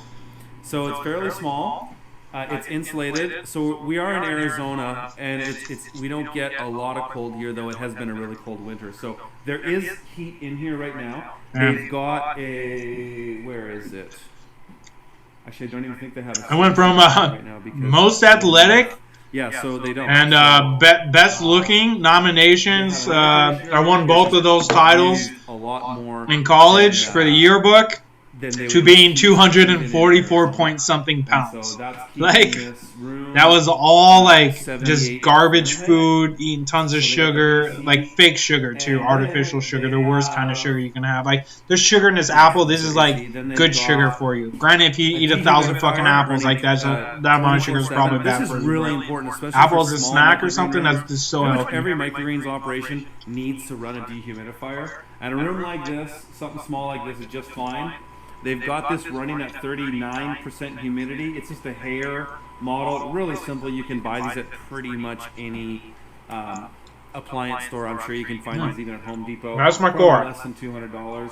And normally these things. That's how I eat an apple. Welcome to my TED Talk. What you can do so that you don't have to come and empty Grill, that can, and cook. is you Yeah, can use a dude. compost Canning. Like, dude, I'm not there yet, but as soon as I start growing And shit, then just I know drain it that's like the somewhere. next So step, you know? they've got I just a be like, dude, what do I rotation do with here. this shit? That's You know, and then I'll drainage. start So this is running doing that. 24/7, keeping the humidity But yeah, man, I've been using Instagram as a filter for information. So, like, you're interested in microgreens, just like Google the top people in microgreens and like follow them on Instagram if you spend a lot of time on Instagram like I do. And like, dude, I just started following different topics I like business topics, like food topics, things of that nature. And like my knowledge over the past year of just consuming small content videos, it's been so knowledgeable, and it's passive learning. Like, I'm not sitting there taking fucking notes like if I read a book. Like, it's just coming in, enough useful knowledge, just stacking. And to bring that humidity back down to about 40%. Dude, for sure I will, man. And like, dude, I'm kind of over video games. I might play here or there just for like the endorphin charge because I do love video games. But like, I got to be more productive. For their bottom watering is they're using this product. Yeah, you can do it with TikTok. Yeah, I mean, if you don't like Instagram, you like TikTok, dude, do it on TikTok. Like look up people that are interested in like real estate. Like, you should be thinking about real estate for sure. And then, like, things like trust and LLCs and corporations, and, like, they'll start teaching you about, like, all the ins and outs and stuff. And then you just get, like, microdose knowledge bombs, you know? Just microdosing knowledge is how I look at it. And that waters them nicely.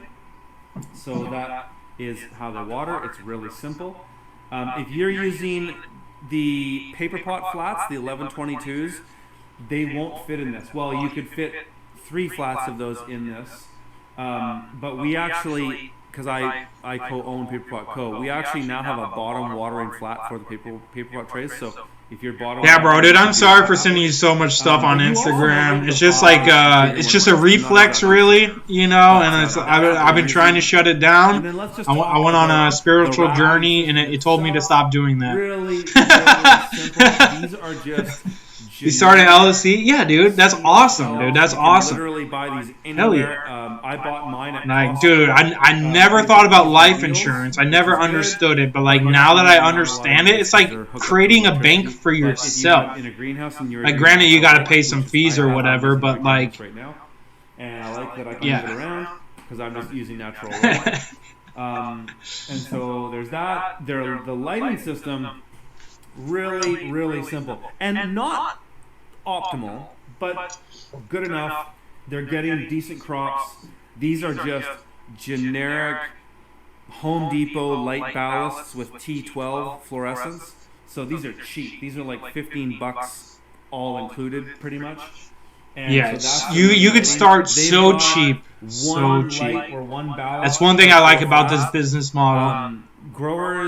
Some growers are doing 2. I do like long-term shaky. I want to start making grocery stores, man. Eric was saying he would be interested in where like the food is all just like alive and thriving when you pick it up. Like you chop it off the fucking branch, or maybe you take it home with some roots or whatever, and just like forcing better food into people. Based on the energy wasn't really worth the investment. But I think it's getting to a point now. That's like one of my dreams. That and like a restaurant, similar idea. Grow all the food in house. And Eric was you're gonna have extra food, you know. Send it to the homeless shelter, you know, those kind of places. And then the money you get, you know, you can do towards good. And like that, those are like my 2 like. I think of them as like Elon Musk ideas. Like how do you change the world? And like. That's how I'm doing it. You know, I'm not building a fucking spaceship. Like that doesn't interest me really. But like, he's gonna need food on Mars, and like, dude, maybe I could be that guy. Who knows? You can check that out. But that's what they're using. That's kind of the go-to light for a lot of microgreen growers. That's good, man. That's good. I feel like you're definitely like still leveling up, and I feel like Menard is leveling up, but like some of my other friends, dude, they're just like they've stopped evolving, you know, and I just kind of like trying to nudge them in the right direction, because you know I don't want to leave these people behind. Like they're some of my best friends, but like you got to level up. Like if you're the best version of yourself at 30 and you're never going to be better than that, you wasted your life. And like I cannot look at it any other way. And it's like, dude, if you get started late, you get started late. Who cares when you get started? But like once you figure it out, you know, like you got to move upwards. Light spectrum, and this is why you can't grow like full hydroponic crops or crops to full maturity on light like this, you need a full spectrum light. Yeah, So dude. that's Light bulbs matter for sure. That and something like a sun blaster, it's more of a full spectrum light. And one other thing I can point out, so he's got a fan running in here that's just kind of keeping the airflow going. That's really important. You know, your main things to consider if you're gonna grow microgreens is airflow, temperature, and humidity. Those are your biggest 3 factors that if you can manage those, if you can keep those things under control, you'll reduce most of your problems. But this is a setup that's quite simple. We've got 1, 2, 3, 4, 5 levels per rack, and there's 3 racks in here. He's actually got room for a 4th, which he told me he's going to put in. So we essentially have 20 microgreen trays per unit. Dude, that's awesome, man. That's awesome. 60 flat. I've been like since I started this whole vegetarian thing. I've just been learning so much on like gastrointestinal doctors. Like that's what they're doing. You know, like. And like maybe you don't want to go to that much school because I mean that's a fucking lot, you know. Like I would not doubt it if you don't want to do that. But like, do that with this setup. If you do holistic, you're gonna learn at least a portion of that, and then if you just talk to GI doctors, they'll give you the rest of what you need. Really that simple. You know, be like, dude, I've been trying this. You know, like how do I elevate? You know, and the people will help. You'll find someone that you know has a good heart and like wants to help people, and they're not worried about helping you because it's not going to bring them down. Like you'll find those people. Just think, a setup like Band-Aid, dude. Exactly, dude. Exactly. Total infrastructure here. Have you watched the What the Health on Netflix or Game Changers on Netflix? You can go and look at all. Legitimately, my world got rocked a week ago, and like that's why I'm going vegetarian. Was those 2 movies? I would say there's $2,000 of materials in here maximum. So I'm not talking about the room. I'm just talking about the racking systems and the bottom watering trays, the lights, the dehumidifier, a simple fan, and an AC unit. There's really $2,000 tops of materials here. And so the one I just put it in the chat, dude, but like find some time to watch those, Shaky. Dude, you owe it to yourself to have that knowledge. Legitimately a week ago, dude, I thought I was living as close to my healthy life as I could, and I did not know I could be doing better. And like 60 flats a week. You need just to have at least getting away from animal products, or at least like limiting onto a small level. But like, dude, those like one of them explains it from like from the industry standard, like how the industry's doing all their fuckery. And then the other one, the Game Changers, is from like a high performance athlete. So they look at like the best people in their field. So like World Strongman competition, the strongest guys are vegan, and like NFL players, like the Titans and stuff, like they sucked. They lost 15 games in the season, so they started fucking becoming vegans and vegetarians and stuff like that. And like, just like the gains people are getting from getting rid of meat products from a athletic standpoint. And dude, Game Changers does also cover the penis spectrum. Your penis will be better. Tom Brady's vegan. In microgreens. That makes so much sense. Understand the basics of how this works. You can really see that makes so much sense. The sky's the limit with this kind of production, and you can just turn. They didn't talk about Tom Brady, but like they should have, because he's a fucking beast. Basically doubling your. And he's like, everyone's like, he doesn't age. Like that's fucking why, you know. Share it and like it. That's so sick. And I hope to see you down at Steadfast Farm this February. Again, link is in the show notes. Early bird tickets are on now, and you can get $100 off each ticket if you come with 2 people. All right. See you in the next video.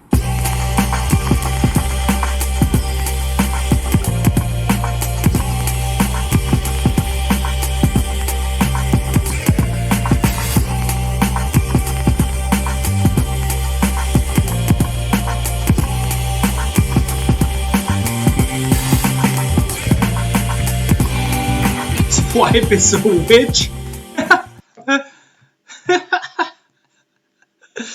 What's funny is I don't know how serious to take that.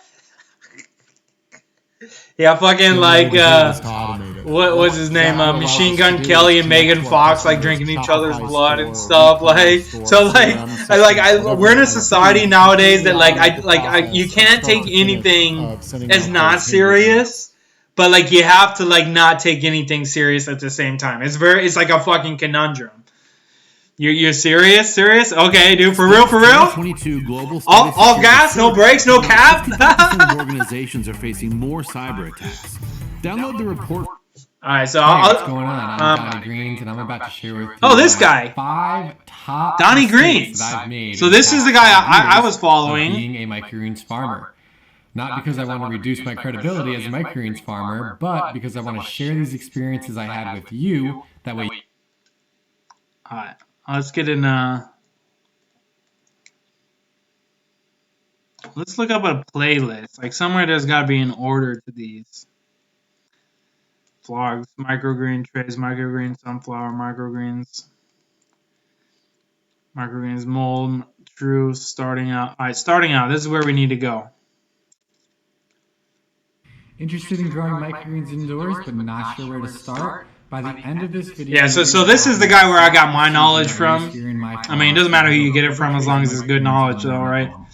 For the best microgreens content... It's definitely good to have multiple sources, you know? So you get notified when I post a video every Tuesday. I've been growing microgreens commercially for over 3 years now, and I've definitely perfected the process. I've learned so much by experimenting over the years, and I want to pass this knowledge on to you so you can grow perfect trays of microgreens now without having to make all the mistakes that I've made to learn this. Whether you're new to growing or simply want to improve your technique. Hold on a second. I need to like pop my chat out somehow.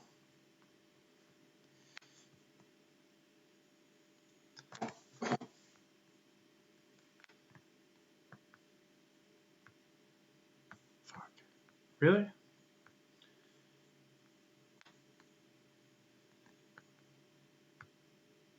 No.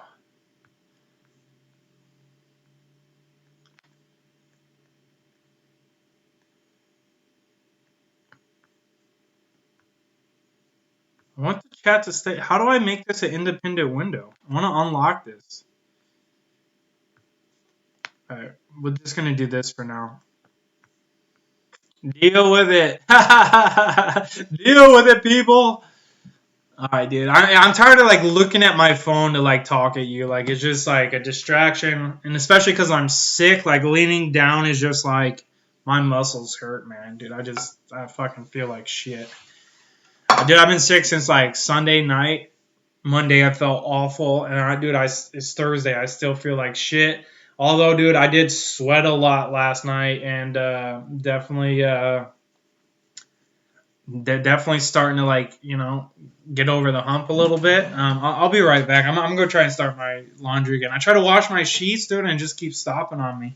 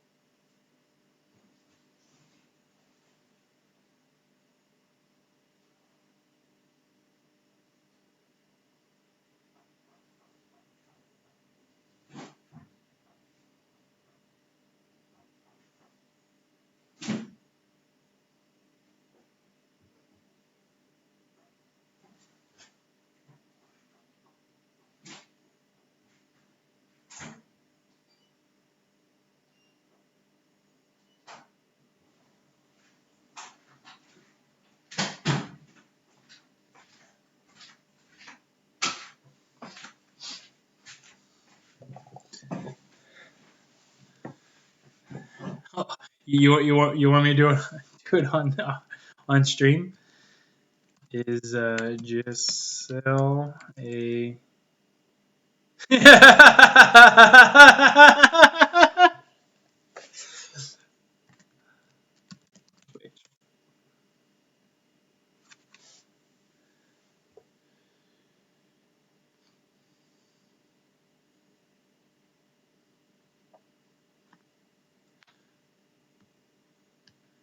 All right, hold on. I gotta see the chat while I'm doing this. CBS Sports?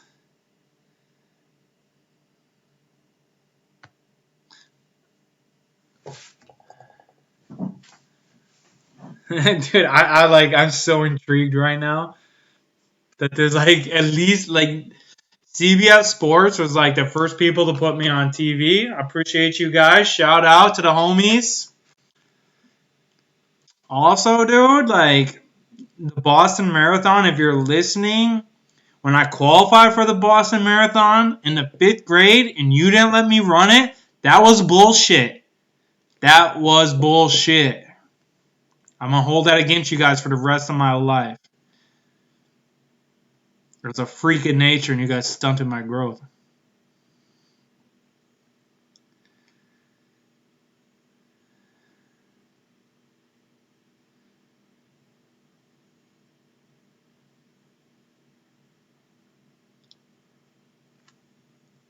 Little altar for her.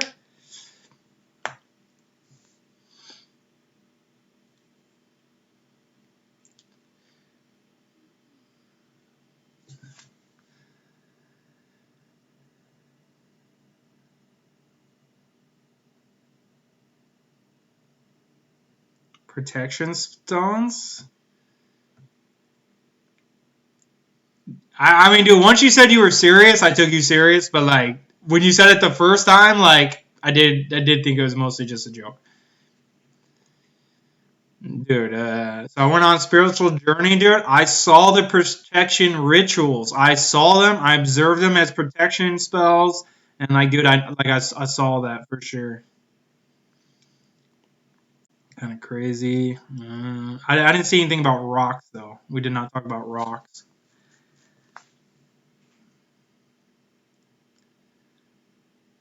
And then 4 or 5 years ago, we were playing the Seahawks, and she said, "You better listen to me. This is your year. It's be all the things we have to do to win." And then it worked. Amazing. Just shut up and listen. Like, that's awesome. This is a PG witchcraft. Like, are there not PG witchcraft articles on Giselle, or like? Obviously this is family friendly. It's CBS.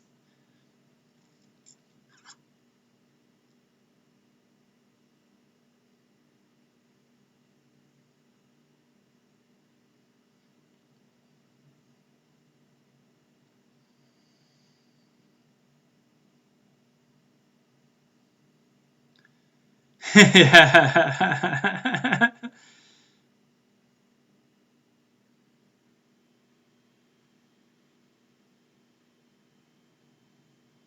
This is amazing. This is the best thing I've read all day that doesn't apply to me living longer.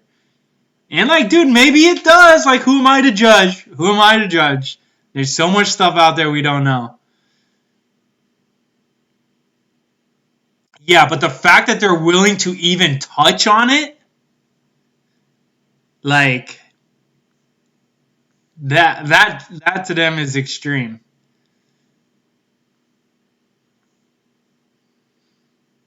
My forever Valentine, because they're going to be here forever.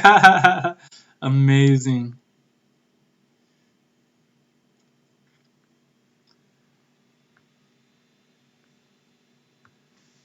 I hate when like web pages won't let you fucking leave. I'm trying to leave. I don't care that you want me there. CBS, fix your website. I just gave you mad props and then you pissed me off. Like, let me leave your website when I'm done. I'm trying to leave. Let me leave.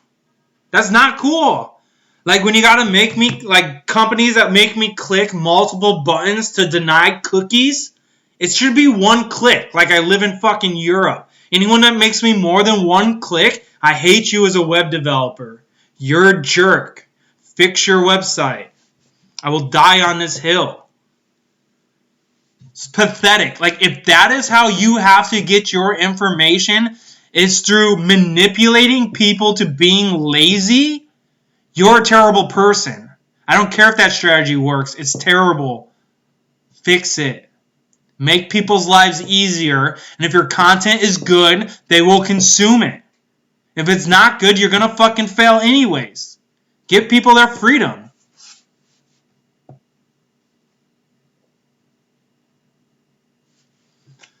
Jesus. Yeah, I definitely learned something new. All right, so let's go for a less official website. Daily Dot. Pathos is seeming pretty good. Monsters and Critics. I wish I knew how to do a poll in chat. The Moonlight Shop. All right, we got 3. Cast your votes in chat. Are we going to the Moonlight Shop? Are we going to Monsters and Critics? Are we going to Pathos?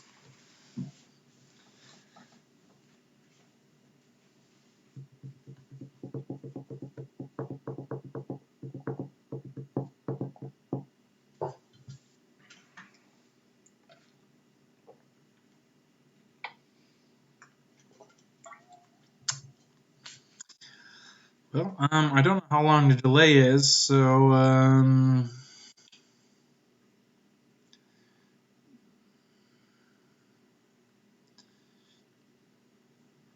you say Pathos? Okay.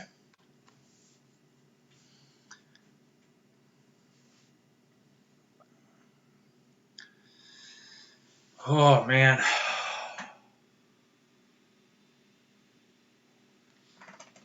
Dude, my body just hurts so bad right now. I legitimately just went out in my hammock yesterday. It was 82 degrees outside. I was wearing sweats and a hoodie in my hammock with a blanket in the sun. Like,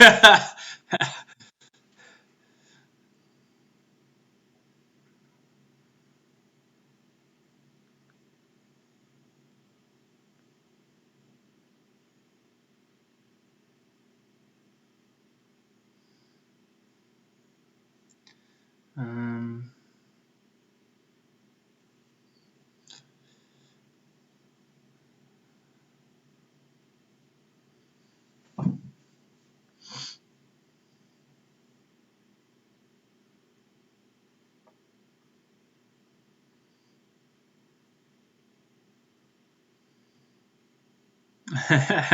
better than wearing the same socks every game?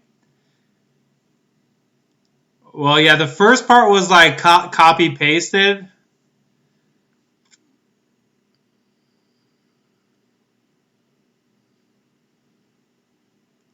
Yeah. Esoteric pass. Practice witchcraft. All right, dude. So I think that was like the introduction.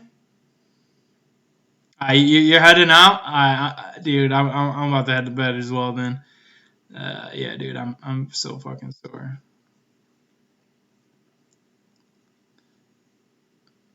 All right, yeah. So this is like the tabloids almost. Oops, Tom Brady did it again. This is crazy, dude. Like I respect the shit out of Tom Brady. I mean, if he's being achieved by witchcraft, like I'm okay with that. All right, man. It's Jakey. I appreciate you stopping by the stream. Had a good chat with you, man. I'm glad we got into this microgreens because, dude, I'm on the same path, dude. You should be sticking this food in your fucking salads. Takes a week. Fucking, I love it. I mean, maybe a week and a half. Who knows? But, dude, from like seed to sprout is like 2 weeks max. Super sweet. All right, man. Have a good night, dude. I had a good chat with you. I'm glad you stopped by. You should read the TB12 method. I'll put it on the list.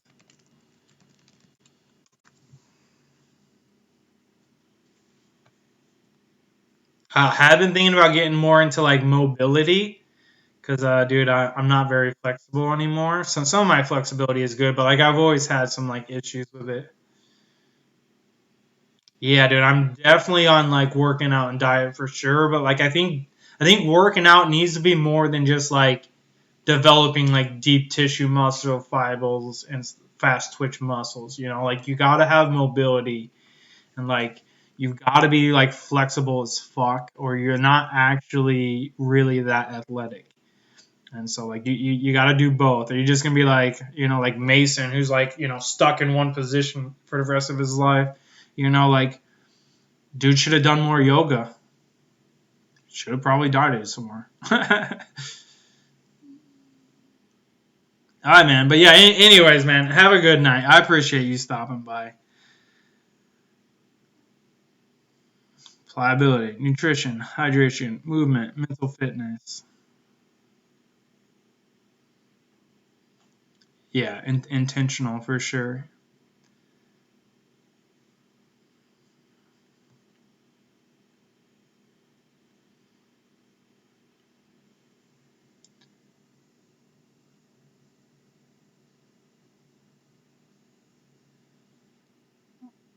Oh, interesting. Okay. So basically, not letting your tendons get too tight. So if you stretch them more, when they're in a stretched state, they're going to be a little bit longer. So when you get hit, it's not going to snap in half like a fucking wishbone. Like, that makes a lot of sense. That's my 2-second interpretation of some very complicated science. All right. Balanced nutrition approach to nutrition with a plant-based diet. Focusing on nutrient-dense, anti-inflammatory foods help accelerate muscle recovery. Awesome. Hydration. Dude, I drink so much water.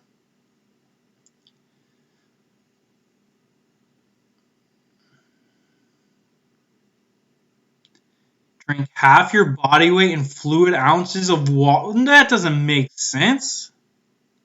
Oh, as ounce. Okay, dude, I was not converting to ounces.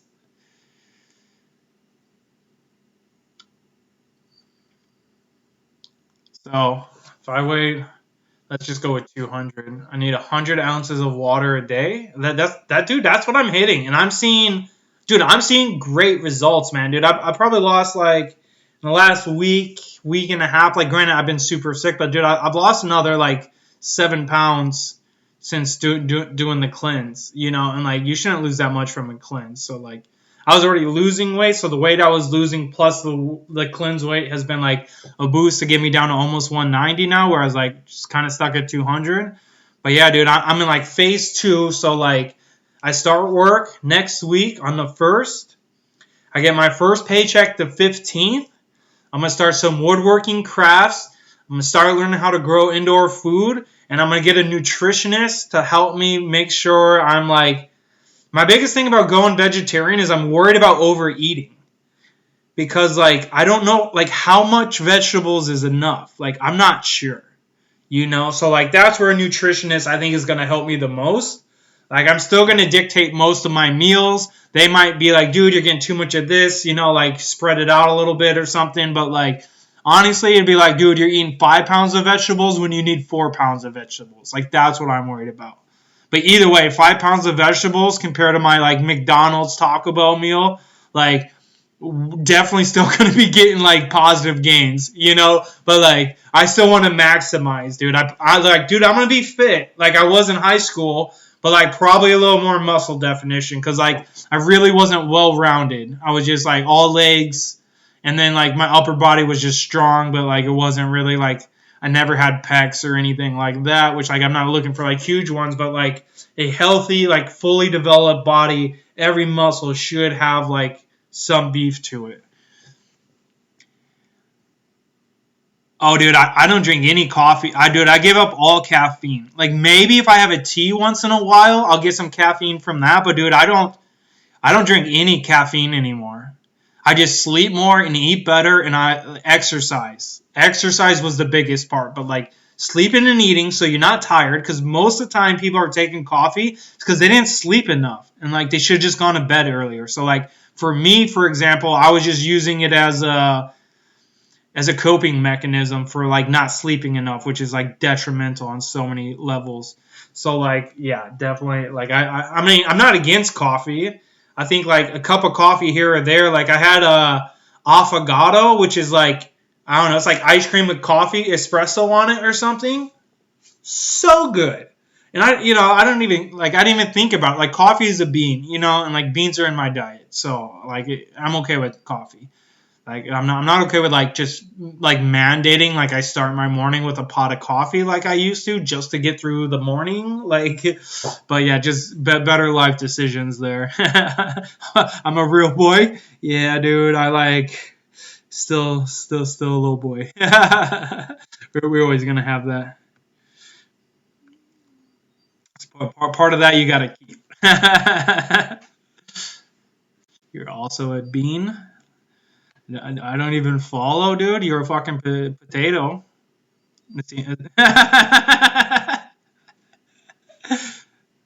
Like a string bean, like skinny. Like I still got skinny arms, but like, dude, my midsection is just fat. You know, like I got a ton of fat in the midsection still.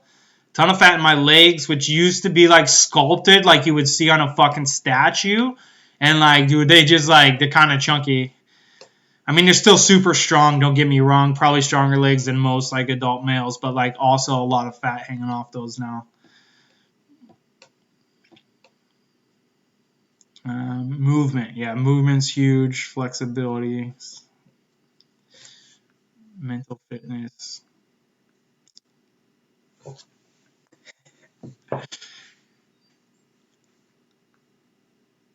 Cognitive health and recovery. Yeah, dude, that's super cool. Dude, do you think this Tom Brady gear is just covered in like just cell wishes and like, dude, if I get this hat right here, like I'll have like a little protection spell on my brain or something? Like how does this work? He doesn't use any weights? Yeah, dude, I've actually been looking into calisthenics. Are you familiar with that term? It's just like a lot of body weight workouts, but like I've been watching videos of people doing calisthenics, going into the gym around all these meatheads and lifting things that they can't lift. Because all they did was pump their fucking muscles like look for vanity, but they didn't like develop like that deep tissue muscle fiber. So like that's step one. I like back in cross country, you know, the first month or two of summer training was base training. It's just fucking jogging, but you develop that like deep tissue that you need for better muscles, you know? So you start the base and then you build the talent on top. Like CrossFit shit? Yeah, okay, I can see that. Yeah, definitely. Yeah, for sure.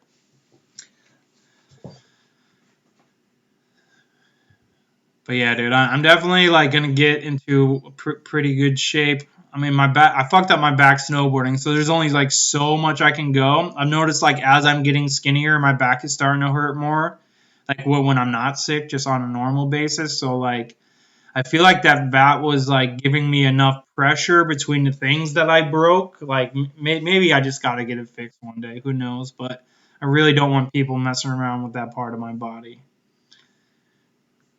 But it's definitely like I feel like a bone just sticking in my muscle or something sometimes. It shifts and then like, dude, it sucks. But all right, dude, this is cool. Yeah, I'll have to take more look at this because like, yeah, dude, the 5 pillars like there's a little bit more here. Like I wasn't including mental fitness, but I've been growing my mental fitness. Protection spell jar. Okay, man, I like it. Pliability, movement, hydration, nutrition. So this was kind of my focus. I've just naturally been building this, but I could do better here. Like I should focus on this more because I don't. I mean I have been, but like not as intended as this would be for sure. How to make a money spell bowl? Yeah, boy. That's what I'm talking about.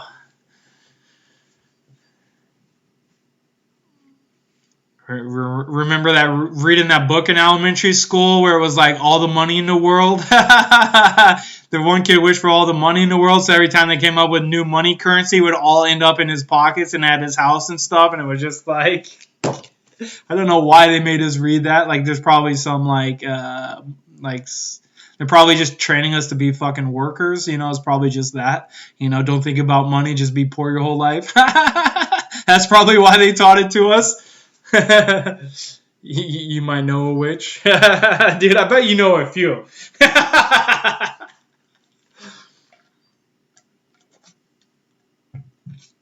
But yeah, dude, I definitely of like the chicks I see using like gems and stones and stuff, like half of them, their lives are super good, and the other half are like trailer park girls, you know, which actually I've been thinking about as like a TV series. Like, what if instead of trailer park boys, it was like just from like the female's perspective, it's like trailer park girls? Tell me people wouldn't find that fucking hilarious. It'd be like the Real Housewives, but like, you know, like trailer park version.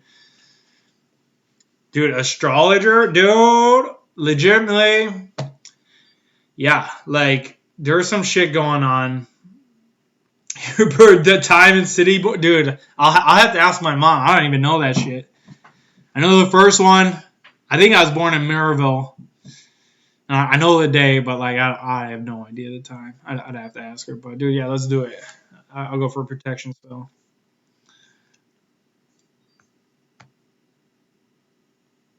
Can you give me like a rejuvenation spell? You know, something to just like heal what I broke in my back. You know, and like just forget the doctor. We just go that route. We just bypass the whole system altogether on all fronts. Like, but I'm kind of screwed. So my dad's got this like super energy efficient washing machine. Right now, I have one super thin blanket. One, and it won't fucking finish it because it holds too much water. It's not even like a thick blanket, you know, it's thin. It's like basically like 2 sheets put together kind of blanket, you know, it's a summer blanket.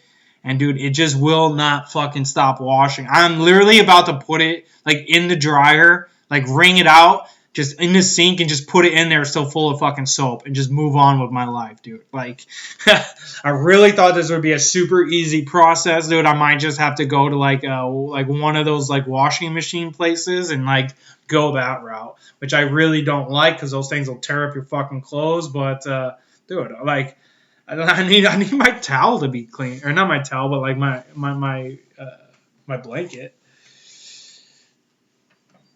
But yeah, man, I went through the book.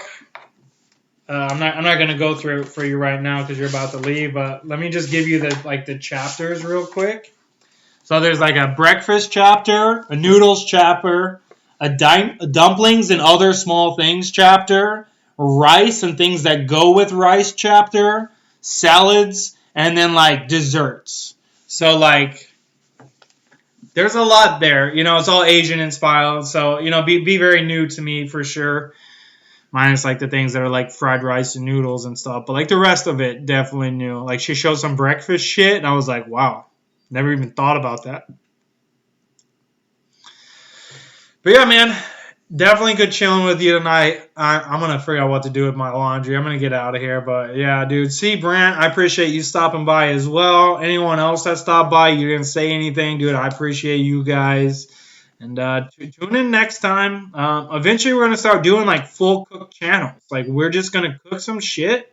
And dude, I will walk you guys through step by step. Like, if you want to get ingredients before, we can cook together. But, man, take it easy, Shaky. But yeah, dude, I'm gonna start trying to get a routine going for some cooking stuff on stream. Probably go out to YouTube as well. But yeah, it's kind of my plan for this channel. We're kind of moving away from video games.